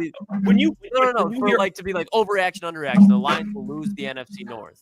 I think it's more so just, do you think they win it or do you think they don't? But Jeff just said he thinks that they're going to win. Not that question. Overreaction means it's an you're like no, I think Jared it's Goff, if someone were to say to me, Jared Goff's a top 20 quarterback, I think you're looking into it a little too much, because like the segment's supposed to basically, it's like another way of saying yes or no. Because like in the article, they said the Vikings will reclaim the NFC North, and it's like so it's basically just being like yes or no, overreaction or not. And they said overreaction, they're not going to win the NFC North. Like, I think it's as simple as that. Like, but you could just be like, well, I don't know, man. Overreaction. They're going to win the NFC North. Can we rephrase the question so I can have a clear answer here instead of trying to I really didn't know how to approach this question after Jeff answered. I was thrown off. Like, I don't know. Like, the Lions will struggle to win the NFC North. Overreaction I think the Lions. Let's I don't think it's that. The Lions will come in second place in the NFC. How about North. this, Klotz? How about this? Yes or no? Will the Lions win the NFC North again? Yes. Okay, but that's not. I'm not saying they won't. That was the point of my thing. Like, I wasn't trying to, like, in the article when they did it. They just made it to where it was like a yes or no, but they used overreaction. So if it's a yes, if these are yes or no questions, then they will. I guess. I guess maybe I'm wrong. When I hear overreaction, I think it's like you're freaking out, dude. Chill. Like, if someone said they're not gonna win, I'm not gonna. I don't think that's a crazy thing to say. You know what I'm saying? The division's gonna be close. That's why I'm saying it's not an overreaction. You know, like, maybe, I don't know. If we want to do yes or no, that's fine. Then no. Close. The Bears and the Vikings going to be scrapping out for that 3 spot. It's the only thing that's going to be close. Packers will stay locked into 2. I don't think it all matters, to be honest. Then let's just do yes or no then. Let's just do so we have a clear. I like the overreaction. It was kind of fun, but that just got ruined. Yeah, unless we didn't need to do it. I mean, whether you disagreed with it or not, we could have just moved on. We didn't have to go into the, as ETN said, the semantics of it. Doesn't really matter. Well, you're the one who said yes or no. That's why I'm back like, into. I know, but it's just like lots of saying that. Just make your point, being like, yeah, I just feel this way. All right, next question. Move it along. All right, move it along. No yes or no then. All right, Chiefs. We'll go NFL. All right, NFL now. No Lions. We'll get away from the Lions. NFL. Chiefs dynasty is over. Overreaction or not? Overreaction or underreaction? Hey, Klotz, I'll let you go. Because I already got. I think the Chiefs dynasty for the last couple of years, like, we've seen it. Now the Chiefs are going to be in a little bit of a rebuilding phase. Again, it doesn't mean that they're not going to be good, but they just won 3 Super Bowls in 5 years. They're not going to be just keeping this up. They're going to have to take a little bit. The Patriots went 8, 9, 10 years without winning another Super Bowl after they did against the who did they beat? I believe it was the Eagles to win then it broke off, and then they were running it back with Brady and Edelman and Gronk. But I think the same thing's going to happen with the Chiefs, where you see Travis Kelce's getting older. Chris Jones is getting older. They're still going to be winning the AFC West or coming in second, because I think the Chargers are going to be legit. But I don't see the Chiefs being looked at in the same light as they were coming into this season in 2025. So I think they're going to be a great team, but I don't see them walking out of the AFC next year. Do you boys remember my comment the week after the Super Bowl? I do not recall, Boone. Put a reel out, and I think it kind of blew up, and maybe it didn't blow up, but like Chiefs fans got a hold of it. Dynasty's over. It's done. Not an overreaction. I think I said it when I did the segment on the show. They'll probably get another Super Bowl. Mahomes will. Like, it's inevitable. Is he gonna do what he did over the last 4 or 5 years again in another stretch? I don't think so. I think Travis Kelce's past his time at some point. Andy Reid's gonna end up being like, all right, I'm done. And they're just going to get to a point to where it's like, hey, this thing's done. I think it's at that point. And I think there are teams around the NFL that are starting to get a little bit better. That was shown with the Eagles. I think this I'm struggling with this one, because I think it's a good one. Because do I think the Chiefs are as strong as they were years ago? No. But do I dude, as long as you have Andy Reid and Mahomes, you're always a contender. So, like, I would probably lean overreaction, because I would still, like, if the Chiefs next year squared off with the Bills again, taking the Chiefs. You know, it's just like just how it is. Like these Mahomes, they just beat these quarterbacks. Like Lamar Jackson hasn't proven to me he can win in the postseason like that. So it's like Joe Burrow, maybe your boy, but that defense, you know what I mean? Like there's a lot of question marks to me. Like, okay, the Chargers, I would take the Chiefs. You know what I mean? So I'm going to go overreaction. I think the Chiefs are still the Chiefs. But all right, next one. Speaking of the Chargers will win the AFC West. Overreaction or underreaction? I don't think this is an overreaction when you have Jim Harbaugh on the sideline, the way that he plays football, the way that he's built this team. I don't think you can rule out Jim Harbaugh winning a division in football, regardless of whoever's there, because yes, they got the Chiefs that they got to play twice a year, but both these teams are going to be elite. And I just think, yes, there's questions around Justin Herbert as far as in big games, but winning the division, I think that Jim Harbaugh in year 2, you guys would be shocked if the Chargers went out there and won 12 games this year? No. If the Chargers went out there and won 13 games? No, you really wouldn't. And I just said I think the Chiefs are going to take a little bit of a step back. Doesn't mean they're going to be terrible, but I think the Chiefs as well, they won, 15, 16 games last year?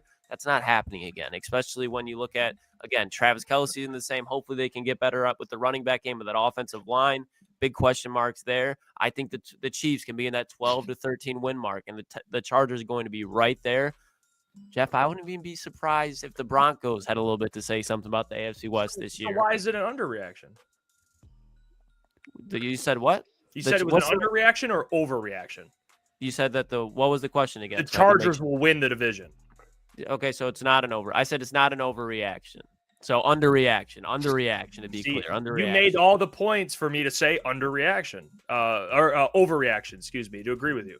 Because Sean Payton, the Broncos, like you see what they're doing? You know what I mean? Like, yeah, no, I think the Broncos are going to be right there. I would honestly probably pick the Broncos. If they squared off, I'd probably pick the Broncos. But you're insane for that one. I'm with Klotz here. I'm taking the Chargers to win the NFC West this next year. Like Jim Harbaugh, what he did in LA, like in year 1, and I know I'm picking the Chiefs, but I think the Broncos will be right there. I do. No, I don't think the Chiefs. I think honestly, I'll probably, when we do our predictions come August, I'll probably honestly, I'm right now. I know it's a long. This is the Bills thing again. This is the Bills thing. I know it. Yeah, and how did that work out for you? Exactly. So thank you for making that point. Like, how did it work out for us? What do you mean it's the Bills thing? You're saying with the Chiefs? Yes, you're going against a great quarterback despite the roster. We did this last year. It's not because I'm going with another great quarterback in Justin Herbert. Like, I think Justin Herbert's that good, and I think if you add weapons, which they've done, and they will continue to do, and you add offensive linemen, which they've done, and the defense, and keep that going, I think this Chargers team legit has a chance to win the NFC West. And I think there's like a serious, like, I know we're in March, so we have 5 months until we have to make our final picks for each conference and each division. But as of right now, if I in the NFC West, if they're like gun to my head, Booner, pick an NFC West winner for next year, I think I would go Chargers. AFC? Or AFC, I'm sorry. Gun to your head? You're going. I think I would go Chargers. This is not a I do. Is this not the Bills take from last year, bro? There's something, but no, it's not. It's different because there was no one else in that division. We went with Aaron Rodgers. He's old and he's coming off an Achilles. We didn't know he would look like that, though. But that was part of my argument last year. Was he's coming off an Achilles? He had a bad year in Green Bay, and then or the year before. Then he tears his Achilles, and then he's going into a place where he's never won before. In LA, they have won. They've won this last year. They went to the playoffs, and they had Justin Herbert, an elite quarterback who was taking that step forward with one of the best NFL coaches of all time. Like, look at Jim Harbaugh's resume. He's only going to get better and better and better with this team. And, like, this next year, it's like, hey, AFC West is going to be tough because Sean Payton and the Broncos are going to get that much better because with Bo Nix and that team, and they're adding pieces. But the Chargers, like, they're going to be right there, and they're going to have a chance to win that division. And if I had to make a pick right now, who wins it? I think Jim Harbaugh takes the next step in year 2, like from year 1 to year 2 with this Chargers roster. I really do. I don't hate the Jim Harbaugh. This is not the Bills, though. This is night and day difference. It is because you're fading an all-time great quarterback to win the division. No, what did you say to me, Boone? I'm going with no. What did you say to me? You said to me, I just look at these It's great not. quarterbacks. It's It's not. literally the greatest, arguably, quarterback. So it's like not even Josh. It's like higher than I Josh. get what you're saying, but It is. like I'm going with That's the another elite quarterback. Like that's the thing. Like Herbert, I think Herbert's really He- good. Like he's he's top really 10. good.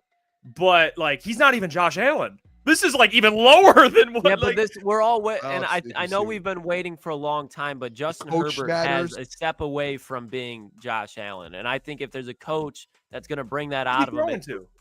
he's got Lad McConkey. They brought back Mike Williams, but they're He's going good. to add a wide receiver in the They're gonna draft. draft They're going to someone. add another running back behind Najee Harris. And the point I was about to make give him is Colston because Jim Loveland. Harbaugh is not going to make Justin Herbert sit back and throw 40, 50 times like Brandon Staley did. Justin Herbert's going to be a guy that throughout this season, I bet he throws on average 20 to 25 times a game. He's not going to turn the ball over. He's going to have Najee a really Harris? good run unit. And the Chargers defense, I don't know if you checked last year, they were elite. They were elite. They were a great run defense, and they kind of had that Aaron Glenn type of approach where they'd bend but not break, but they were the number one defense in points per game. So that defense is going to be very good. That running game is going to be elite. Lad McConkey's going to have somewhere near 1,000 yards. And then you bring in a rookie wide receiver with Justin Herbert. I think they need to bring in a tight end. But this running back or this Chargers team is built exactly how Jim Harbaugh wins football games. So Again, Jeff, you I feel want to that make this they very clear. They will win the division. I think the Chargers will win the division. I want to make this very clear. We are 5 months out from August when we lock in our divisional picks. So I'm not going to say, oh, this. But as of right now, I'm sitting there. I'm going, hey, I like this Chargers team to win. The thing that we're going to get brainwashed with is because we instantly compare this dynasty with the Patriots dynasty. And the Patriots dynasty was in the AFC West when Joe Philbin was coaching the Miami Dolphins. Rex Ryan was good there for a minute, but they didn't win a division. And the Bills were in the exact same spot that the Lions were. The AFC West, if it's not the NFC North this year, it's going to be the AFC West, the hardest division in football. How many wins do you think the Chargers get? How many wins do you think the Chargers get? The Chargers will be like they'll be second or third. That's fine. But how many wins do you think the Chargers? I want a number so I can gauge your range. It's too early to gauge it. But this is where I'm coming from. Like Booner literally used an argument, and you did too. I mean, it's so different. I know what you're gonna say, dude. We've had this conversation. What am I gonna say? What am I gonna say? You don't bet against elite quarterbacks. Wrong. I agree. Let me finish for a second. Wrong. Completely wrong. What you used earlier against for the NFC North is the Lions. Dan Campbell 6-0. Last year 5-1, or the year prior. You know what Mahomes' record is in that division? 35-5. Okay, is this the same division? 35. Is this the same division that they had? They haven't had Jim Harbaugh and Sean Payton. They did last year. One year, their first year. The Raiders are still dog shit, okay? I'm not saying anything about the Raiders, even though the Raiders could sneakily surprise some teams some games because I think they got some pieces. But let's look at the Broncos. They just found their quarterback. They thought it was going to be Russell Wilson. That was a disaster. So the Broncos are going to be a disaster. The Chiefs were the number one team in football. Do you still think they are, Jeff? Oh, they're top. I mean, I don't know. Number one, maybe not, but they're up there. They're top three. So you think they're top five, okay? I would say that's easily. Top five, because you can throw in a couple teams, but they're a top five floor. The Chargers are going to be a top 5 or a top 10 football team. The Broncos are going to be a top 10 football team. So when you look at the Chiefs, and if they take a step back, it doesn't even have to be that much because the Chargers and Broncos are right there. They're right there. All three of those teams have very good quarterbacks and elite head coaches, Hall of Fame type of head coaches. Justin Herbert has Hall of Fame type of talent. Bo Nix, I don't know, but Bo Nix is very fucking good. Had one of the better rookie quarterback seasons in a while. Klotz, so this division is completely different. Let me add this to that too. Like, okay, yeah, they've lost like whatever the record is. Like year one, Jim Harbaugh in there taking over where he had to like redo the whole cap and cut 1 million players and like just re-gut this whole roster. And he came in year one and essentially like with the roster he had and the guys he had to let go, all of the weapons, he essentially just had to go out there and it was like, hey, Jim, how good of a coach are you? Like no one was expecting them to go that good. They were just, hey, they're going to be a good football team. Everyone picked him to be a playoff team though. Like, not everyone, because I didn't. Okay, you're not everyone. Congrats. 9-8. I picked. Congrats. You're not everyone, but majority of the people like that was a compliment towards you if you didn't know. No, I said that was a compliment towards you. Like you were one of probably like let's say 20% I didn't of have the who Chargers did. making the playoffs. Yeah, majority of the people in the NFL world didn't have them going, and that's a great call by you. But like he took over a roster where it was like depleted, and They still went 4-2 in that division. The 2 losses were to the Chiefs, but I believe both of them were 1-possession games that came down to the final possession. I promise you this, And they had taking these Mahomes. more weapons. They had the more weapons. Their defense gets better. And Justin Herbert, another year with Jim Harbaugh, they're not losing both of those games by 1 possession. Guess what? One of those games goes to the Chargers and changes everything. I guarantee you that. Yeah, so That they'll changes split. everything. They'll split. Okay, Chiefs will still win the division. then. No. That's not how this game works, The brother. amount of one-score games they snuck away with last year, But and then their that's- offensive that- line gets worse. One score Yeah. game. Give me my homeboy. Do you think the That's Chiefs it. are going to be better Right. or worse? Do you think the Chiefs are going to be Mahomes. better or worse next year, Jeff? Do What? you think the Chiefs are better or worse next year? Okay, you'd say probably. I would say they got a little worse, but I'd still take Okay. Mahomes. So in that how many of roster those with Andy Reid. one-score, ref-officiated field goal block games, let's say there was 10 of them this year, because there was a lot more than 10 games that were Oh yeah, one-possession have you heard of a games. guy? By the way, have you heard of a guy? Rasheed Rice comes back this year. Have you heard of him? That is, Yeah, I you will ever say heard- that is yeah. a big. You ever That's a heard? big one. Have you heard this though? He's facing suspension going into this year because they couldn't do an investigation going into this Oh, What, season. he's what are you All wearing a those wire? I mean, who cares, dude? All right, he'll be fine. A season-long suspension could fucking No, suck. he'll be for fine. your All right, you know what? We number gotta. one. By the Hey, way, real quick. I just want to ask this question real quick. Is this true? This might be fake. This is fake. It has to be fake. what? Never mind. I think it's fake. The What, Detroit Justin Times Herbert post. traded to the Lakers. No, no. The Detroit Times. I don't know if it's real or not. The Detroit Times posted a graphic that said the Red Wings are eliminated from playoff contention. Oh, Don't yeah, know if that's true or play with not. that. Don't play with that. Chat will know. Don't Chat play with that. respond, please. Oh my gosh. That's like You know what? big news if that's real. And I was told that this season would be different. That this came, the new coaching changes. might be they fake. went on a spree, and I said, "This is," and I've obviously know nothing when it comes to hockey. When it comes to guys like you and Ung, but it's like ownership hasn't changed, GM hasn't changed, coaching hasn't changed, and this team hasn't taken that next step. I don't think it's true. It's not true. It's No, hold not true. Okay, well, They're let's 2 points out of the wild card spot, and I think there's like a good amount of games left. So let's focus our time on a team that's actually taking the next step. All right, And I agree. I agree. Let's agree. focus Come on a team on. that's actually putting in work. All right, Let's go, baby. just absolute grinders. it. And we got a special guest, a good friend of the show here to break it down for us, especially coming off an ass whooping yesterday. I mean, after the JB Bickerstaff motivational speech The revenge that he game. spewed to the fellas, and they just rallied behind it. That is Mr. Sean Murphy. By the way, from Half Court, check it out on YouTube. It's actually a featured channel of ours, so go check it out. Check out Sean. He does great stuff. Bring him onto the show. What's up, Sean? How you doing, brother? Jeff, Booner, boys, thank you for having me. That was a really fun argument to listen to. I'm not gonna lie, I had a really good time.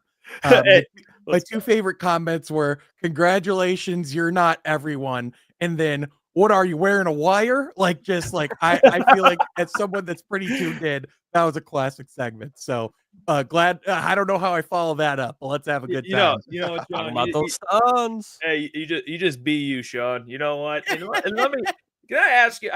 The Pistons, they're right there. Like where are they right now? They're still at the 5th seed. Are they hanging out at the 5th seed right now? Is that I can pull up the recent. they're like a standings. game There's- behind in Indy, aren't they? Yeah, so they're like right there. there. Them, Indiana, Milwaukee are all like pretty much right next to each other in the standings. Going into today, they were still technically the 6th seed. If there was a tiebreaker between Indiana and Detroit, Indiana would take that because they've won the season series. So, So- let me ask you this then, Sean, because we've seen more and more now. The Pistons are on ESPN. It's awesome. You have analysts talking about them, and I heard today, and I don't know who. I have to look who actually said it. I now I'm blanking on it, but I thought it stuck out to me. All right, and that was Udonis Haslem. How could I forget? He said, "I'm looking at Detroit, and I'm saying this could be a first-round exit for New York." Your reaction to that? I think, especially if they face a New York Knicks, I think that's absolutely a possibility. I mean, I've talked before and I've gone on this season about let's win a playoff game first, just because the franchise hasn't done that since the Obama administration. And I'm talking the first term. So, just to give you perspective of how long it's been, like I was in 4th grade when they last won a playoff game. I am almost 28 years old. So, let's do that first. But when it comes to matchups that the Pistons could very much take advantage of, the Knicks are at the top of that list. I mean, Cade Cunningham plays very well when he gets into the Garden. He's the type of guy who thrives under the bright lights. This is a team that matchup wise matches up really well with the Knicks. They can exploit a lot of their weaknesses. The Knicks, even though, you know, they're known for defense because of Tom Thibodeau, they went and got Mikal Bridges and OG Anunoby in theory to improve their wing defense to match up against Boston. They go and get Karl Anthony Towns. Their defense goes into the. Oh, no, Sean, your mic. Unplugged. We lost you, Sean. Come on, hey. Dude, it's guy got swatted. I mean, live on there. What's going on Oh here? no, you got hacked. He's just freezing on it. We haven't frozen. No, He's giving the one more. we've lost You're you. already gassing up the Pistons. Wait, This is the National Basketball Association trying to stop us from Pistons talk. This is unbelievable. No, not yet. Sean. Hey, No. Sean, leave the stream and come right back in. I'll probably work. yeah, if you do maybe that. it'll I'll just, get back in. that's, You'll be good. This No, is it's someone from this the is Knicks. That's Adam someone from Silver. the This Knicks. is Adam Silver and the refs. They're trying to. We don't want people talking. Yeah, those big Pistons. ass ears of his probably picked it up from New York, and he instantly ding ding ding I ding. hate ding, that ding, guy. ding, ding, ding, I ding, hate Adam Silver so much, ding, dude. ding, ding, ding. He's ruined the game of basketball. Dude's got 5G on both of his ears. By the way, Clear data. after Sean, Caleb's hopping in here now. We'll get Caleb's thoughts on everything too. We got Sean and then Caleb at 9:50. Yeah, get Sean I and love Caleb. having Caleb on the show, Go man. back to back here. There we go. No Diddy. Back to back action. Yeah, I mean, yeah, I mean, that's fair. Wow. Let's see if let's see if it's working here. Sean, we good? Can you hear me? Yes, Oh, let's there go, you go. baby. Come on Right. now. All right, so you're spitting about the Knicks. All right. All right, I'm so sorry. I've been having tech issues. So You're good. anyway, the Knicks. So they went and got Karl Anthony Towns. They become a really good offensive team. They've been pretty average to bad defensively. Jalen Brunson just recently went out with injury. Realistically, he probably won't be back by the time the season's done. And being honest with the type of injury he has, the odds of him coming back and being 100% Jalen Brunson are not extremely high. So if the Pistons can still find ways to, get out and transition, play in the fast break, keep up the defense that they've been playing. Plus, per Kuka Heel, since January 1st, the Pistons are third in net rating, meaning, like the time they're leading versus the time they're losing, essentially how much they're scoring versus how much they're allowing. The only teams that have a higher net rating are the Cleveland Cavaliers and the Oklahoma City Thunder, just to give that perspective. So that's how good they've been since the new year. So if they keep up that level and can still play high level basketball in the playoffs, we could potentially be looking at a team that could be playing in May. There's no slowing down, Sean. I want to throw this out here, Sean, because I love you. You're my brother here. We've been going at it for a long time, for years now. I'd like to give you some credit. Apologize. Say, hey, Sean, you were right.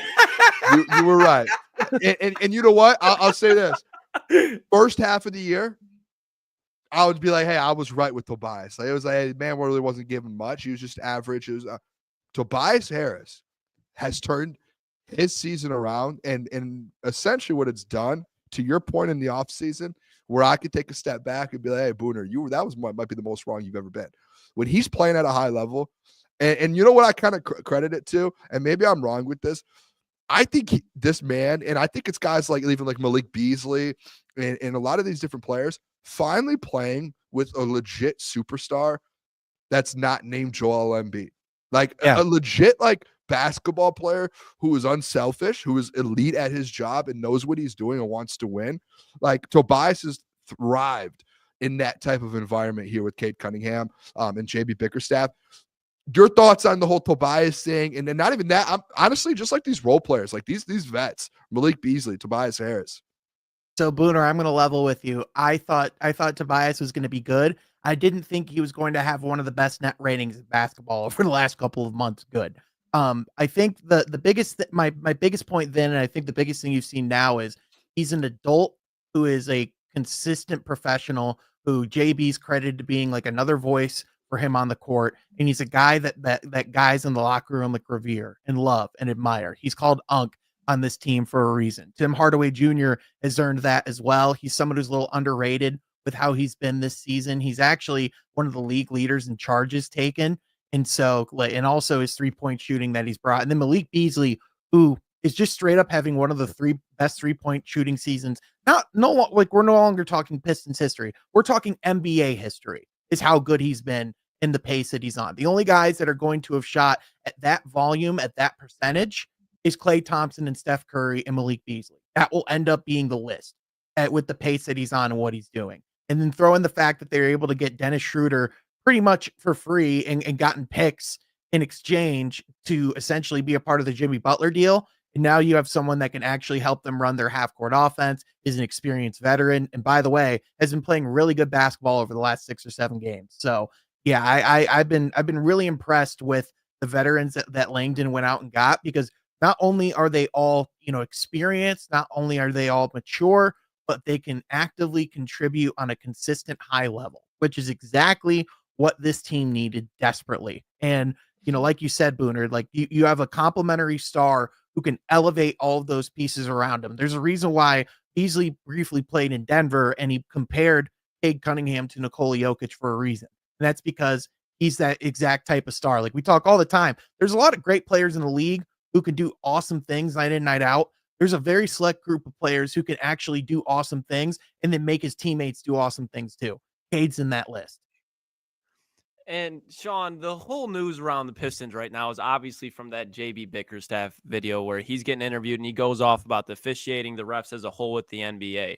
But kind of focusing more on what we've seen recently out of Pistons coaching, I should say, like Monty Williams would have never done that. What do you think the extent of just seeing the side of JB really means for the Pistons in the long term, seeing that they have a coach like this and even guys on the outside saying like, oh, we're not laughing about the Detroit Pistons coaching staff anymore. Yeah. When I saw JB go off like that, I was kind of expecting it because of the way that the game was going. I didn't really know if it was going to be to that extent.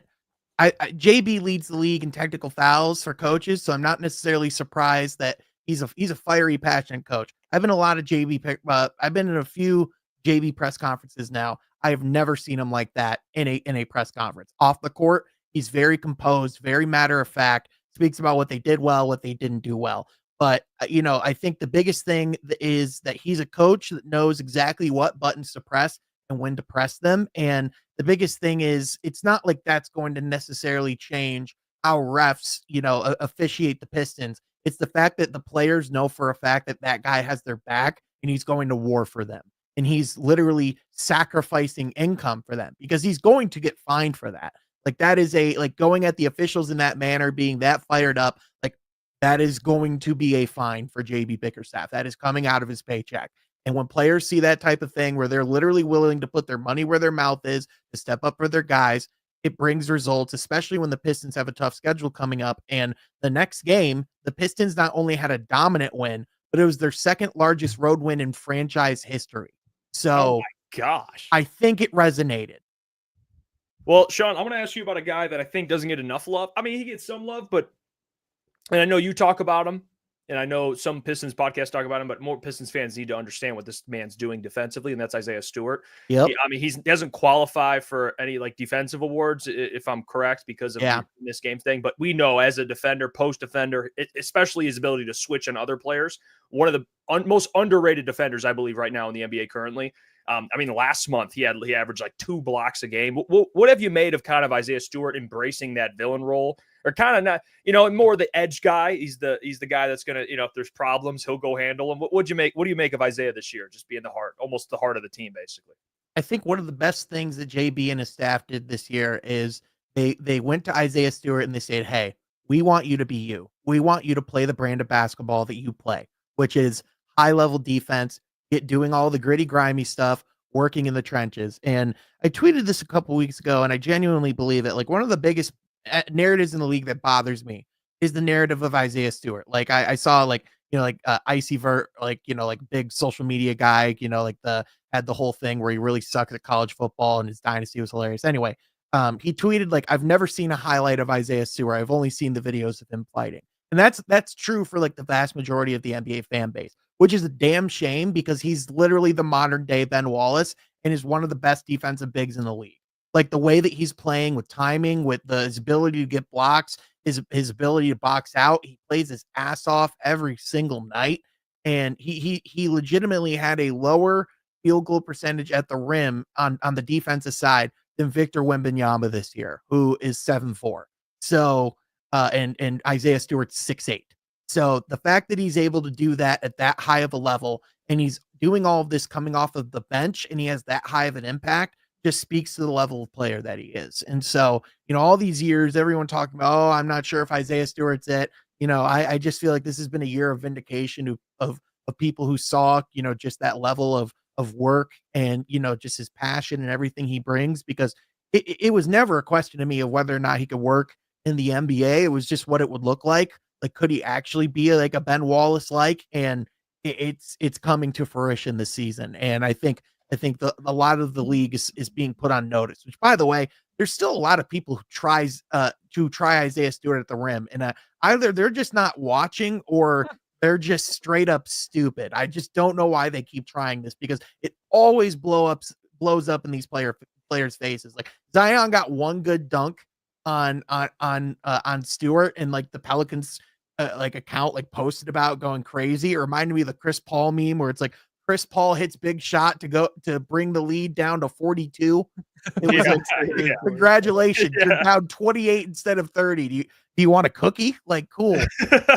Hey, you know what? I blame NBA fans for that, Sean, for the because people always say the problem with the NBA is it's too much finesse, too much offense. But then when a player like Isaiah Stewart comes around and he's all about defense, people complain. So it's like, it's like they don't even know what they want at the end of the day, Sean. So, yeah, the league and media has a responsibility in that too. It was like we literally just saw right in public eye one of our highest paid analysts in the league, Shaquille O'Neal, just openly admitting and showing that he doesn't watch the Pistons, or that he doesn't. He literally went on Pat McAfee's show, promoted his new alcoholic beverage, and then straight up said, on my off night, am I going to watch an NBA game or go on a hot date? I'm going to go with the hot date. So you have one of your top NBA analysts, one of your top paid, that openly admits that not only does he not watch, but he doesn't care to watch. So you have a large portion of your media landscape who literally does not care and craps on the game, which, quite frankly, is upsetting to see. So I think if we're shifting blame, absolutely, the Twitter landscape is toxic. But I think the example's being set by shows like Inside the NBA. That's just what it is.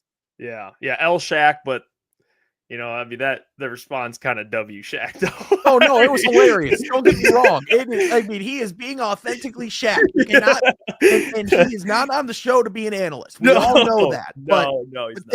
Don't have a podcast where you're talking about that stuff when you don't even know what you're talking about. No, yeah, agreed, Sean. Great stuff as always. One of the brightest minds. Legend. Love you, Sean. Yeah, appreciate you. We'll talk to you soon, brother. Appreciate you, Sean. Sounds good. Appreciate you guys. Sorry again about the tech issues. No, you're fine. Man. No big deal. I had Wi-Fi issues for 3 months trying to just host the show with these two. Hey, the Tobias Harris stuff makes up for it. Yeah, there you go. You go. That is a mess. All right, we'll talk to you soon, brother. There you go. Sean from Half Court. Check him out on YouTube and on Twitter, Sean Half Court. Fellas, that Shaq comment is kind of. I wanted to ask Sean about Asar Thompson. I was sitting over here waiting to ask about Asar Thompson. You got blue ball. I love Asar Thompson, dude. There's something about this kid. Let me tell you what. There's something about Asar Thompson. I love guys on teams. And you know what? Hey, let me tell you, there's just one word. Are you ready for it? Glue. I love glue guys. Asar Thompson's a glue guy. Like, he's a guy you need on this basketball team. He reminds me of guys like Tayshaun Prince, like just glue. Rasheed Wallace, glue. I'm not saying style of play, but I'm saying you need a guy like that on that basketball. I almost said football, on that basketball team to keep this thing together. I love him. There's something about him, dude. I agree. He's one of my favorite players to watch right now. I mean, we had Mike on about a month ago, and I said to Mike, because we have our little back and forth about things, and I said that guy is a defensive player of the year candidate. Dude, in his career, he's going to be. I mean, if Marcus Smart can do it, I think Asar Thompson has the capabilities to do it. And he's going to find a way to turn into a school. He's going to be able to score more. Like, he's going to figure it out. Right? Like eventually. And he's just like, to me, it's like a playmaker. Like, and I'm not saying like a shooter, but like a play. Like, he knows when to dish it. Yesterday I didn't know Luke pass. I was like, oh my gosh, he's complete. This kid is unbelievable. He has to get a shot. I mean, but that's his young talent, dude. Oh man, it gets me going. There we go. Okay, that's weird. I know that sure as hell not Giovanni It's- Manil. I can promise. Yeah, you no, that. it's not Giovanni. We already. It seems That's that we have, Isaiah Stewart. speaking of the glue guy of Crunch Time Sports has entered, and that is Caleb Czarnik. Caleb, how are you doing, brother? Boys, whenever I get a chance to talk about the Pistons, I'm gonna do it. I don't care if it's 5 minutes, 9 minutes, whatever we got. I'm ready to talk some Pistons, man. This team is unbelievable, and Sean always does a phenomenal job talking about the team. And I mean, this is a special time, fellas. And Boone, you're talking about Asar Thompson, like this guy. And something about the guy, huh, Caleb? And what's so crazy about him, Boone, is that there's so much to his game he can add to. I still think there's stuff defensively he can get better 100%. at. Like, I'll say this, like, I think a little bit defensively he might get, lost off the ball a little bit, stuff like that. But that comes with the young player. Like, when he figures that stuff out and then figures it out offensively, he is truly going to be one of the best two-way players in basketball. That's how good Asar Thompson is. I love that guy. agree. Blue guy, you said it perfectly. I Boone. agree. Those are guys you need on championship teams. He is going to be that guy. Like, he will. Hey, Yeah, what- By the way. Yeah. How close? Sorry, I keep sniffling here. At the sickness, I'm getting over the sickness, but I still have the sniffles. Don't like the sniffles. How close are your hats to you? Can we get a Pistons hat out of respect? Clock them. 1, 2, 3, 3. 4, Wow, he can move. 5, Five. 6. That's all I wanted. That's Quick guy. all. I mean, I'm a fast guy. I mean, that I'm a fast guy. was unbelievable. What a fast break. Yeah, Thank no, you. that's impressive. Man yeah. ran a 4.2. Yeah, I mean, I did. Caleb, Close we were talking to Sean about it. I mean, you saw the clip of Udonis Haslem, and the Pistons are in the 6th seed right now, and they're what? They're about a game back from the Pacers, and honestly, the Bucks, they're right on the Bucks' ass right now. I mean, if something's falls certain ways, they're at the 4th seed right now. Caleb, I mean, in that playoffs, I'd send a team home here. We're talking about a series win, not a playoff game win. I mean, when we're talking about the playoffs, it's like what's so exciting is that I'm not just blowing smoke when I say this. They will give any team in the Eastern Conference a run, and that's including the Cavs and the Celtics. If the Pistons can just play their game, which is playing physical, playing hard, playing with passion, running the fast break, dominating in the painted area. They match up with any team in the Eastern Conference. And that, Sean, he was talking about the Knicks, and Udonis Haslem said it too. I think they beat the Knicks with a not 100% Jalen Brunson. I think Jalen Duren, and Cat's a great player offensively, but I think Jalen Duren and Isaiah Stewart are going to wear Cat out. And another thing in the playoffs, it's like, I saw this on Austin Rivers' podcast. He was talking about it, and Kevin Durant was mic'd up the other night talking to Luka Doncic. It's like, Kevin Durant said to Luka Doncic, he goes, "You're not getting that whistle in the postseason." Like, the whistle is different in the playoffs. So all of these, ticky-tacky calls that Duren and Stu are getting on these bigs, they're going to go away. So when he faces a guy like Cat who might try to foul bait a little bit, that's not going to work in the postseason. But, I mean, Jeff, they're going to make a run. Truly, I do think they could win a playoff series this year, and I'm excited for it. Listen, if they have a top 4 seed and they have a home court, they're gonna win. I think it's like a lock. I don't see a world where you have home court at LCA and you just have a better, like, you're just a grittier team. Whether you have a better roster or not, you're just a grittier team, and you don't come into LCA and like I don't see how they lose. Like, maybe they drop 1 in LCA, but like they can win on the road too. Yeah, I would say they go to the second round, and then you get to the second round and it's like, who knows what that matchup is? Like, imagine you win a second round and then you're sitting in the Eastern Conference Finals with this young team being like, how about this experience, boys? Hey, like, it's just like the Tigers last year. This is the example I say with the Tigers last year, Caleb, that I think you disagreed with me on. But it's just like, you have this young group of talent. Once they get a feel of it and they get into a postseason and they get to see what it's like to win, that's all it takes typically in these leagues. Like, you just have to know how to win. When you figure out how to win and how what it feels like to get there, things start to change in those organizations because you know how to do it. Like, that's the problem with these wings right now. Like, they have all the talent in the world. They just haven't felt it. They haven't been there. They don't know what it takes to get there, and they can't do it. But like, Tigers, that's why I think Tigers get back this year. But I think the Pistons, you get into a playoff game and you win a series, you ride that momentum and they keep going, man. And then next year, like, they're going to be a favorite in the East next year. And they're going to add more pieces and draft people. You guys already know who I want to draft. You know, you guys know, but you know what I mean? Like, there's just things where it's like, I think this team does it. I think they do. I really do. Yeah. It kind of pumps me up. The boys need to be in LCA for a playoff game. Dude. That would make my day. Well, the last playoff game for the Pistons I've been to was I think it was in 04. I think I went with my uncle the year I think they won the championship. I was like 8 years old, and I was sitting in a suite, and I went, "This is the greatest day of my life, boys."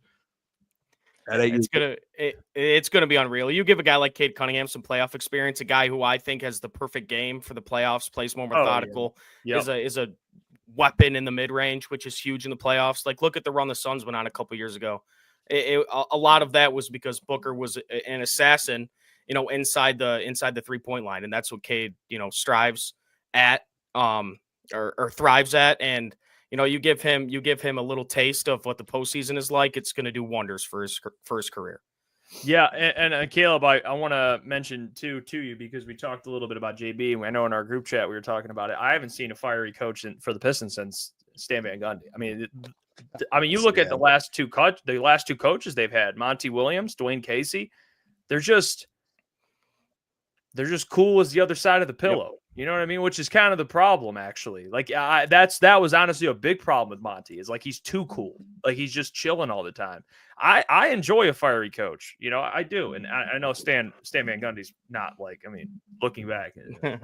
But in terms of, like, actually caring, that's what I appreciate about JB. If he sees bullshit, he'll call it out. And it doesn't matter who it is. Referees, he'll take the fine. And that's what I appreciate about JB. And honestly, very underrated offensive mind. He's very schematically, this team looks night and day from last year. So, yeah. I love it. You're 100% right. I mean, and I'm one of those guys, I hate it. Like, you know, Cade does a little bit. Asar's starting to do it. I hate the guys, you know, they think they get fouled, put their hands up, or right when they put a shot up, put their hands up, whatever.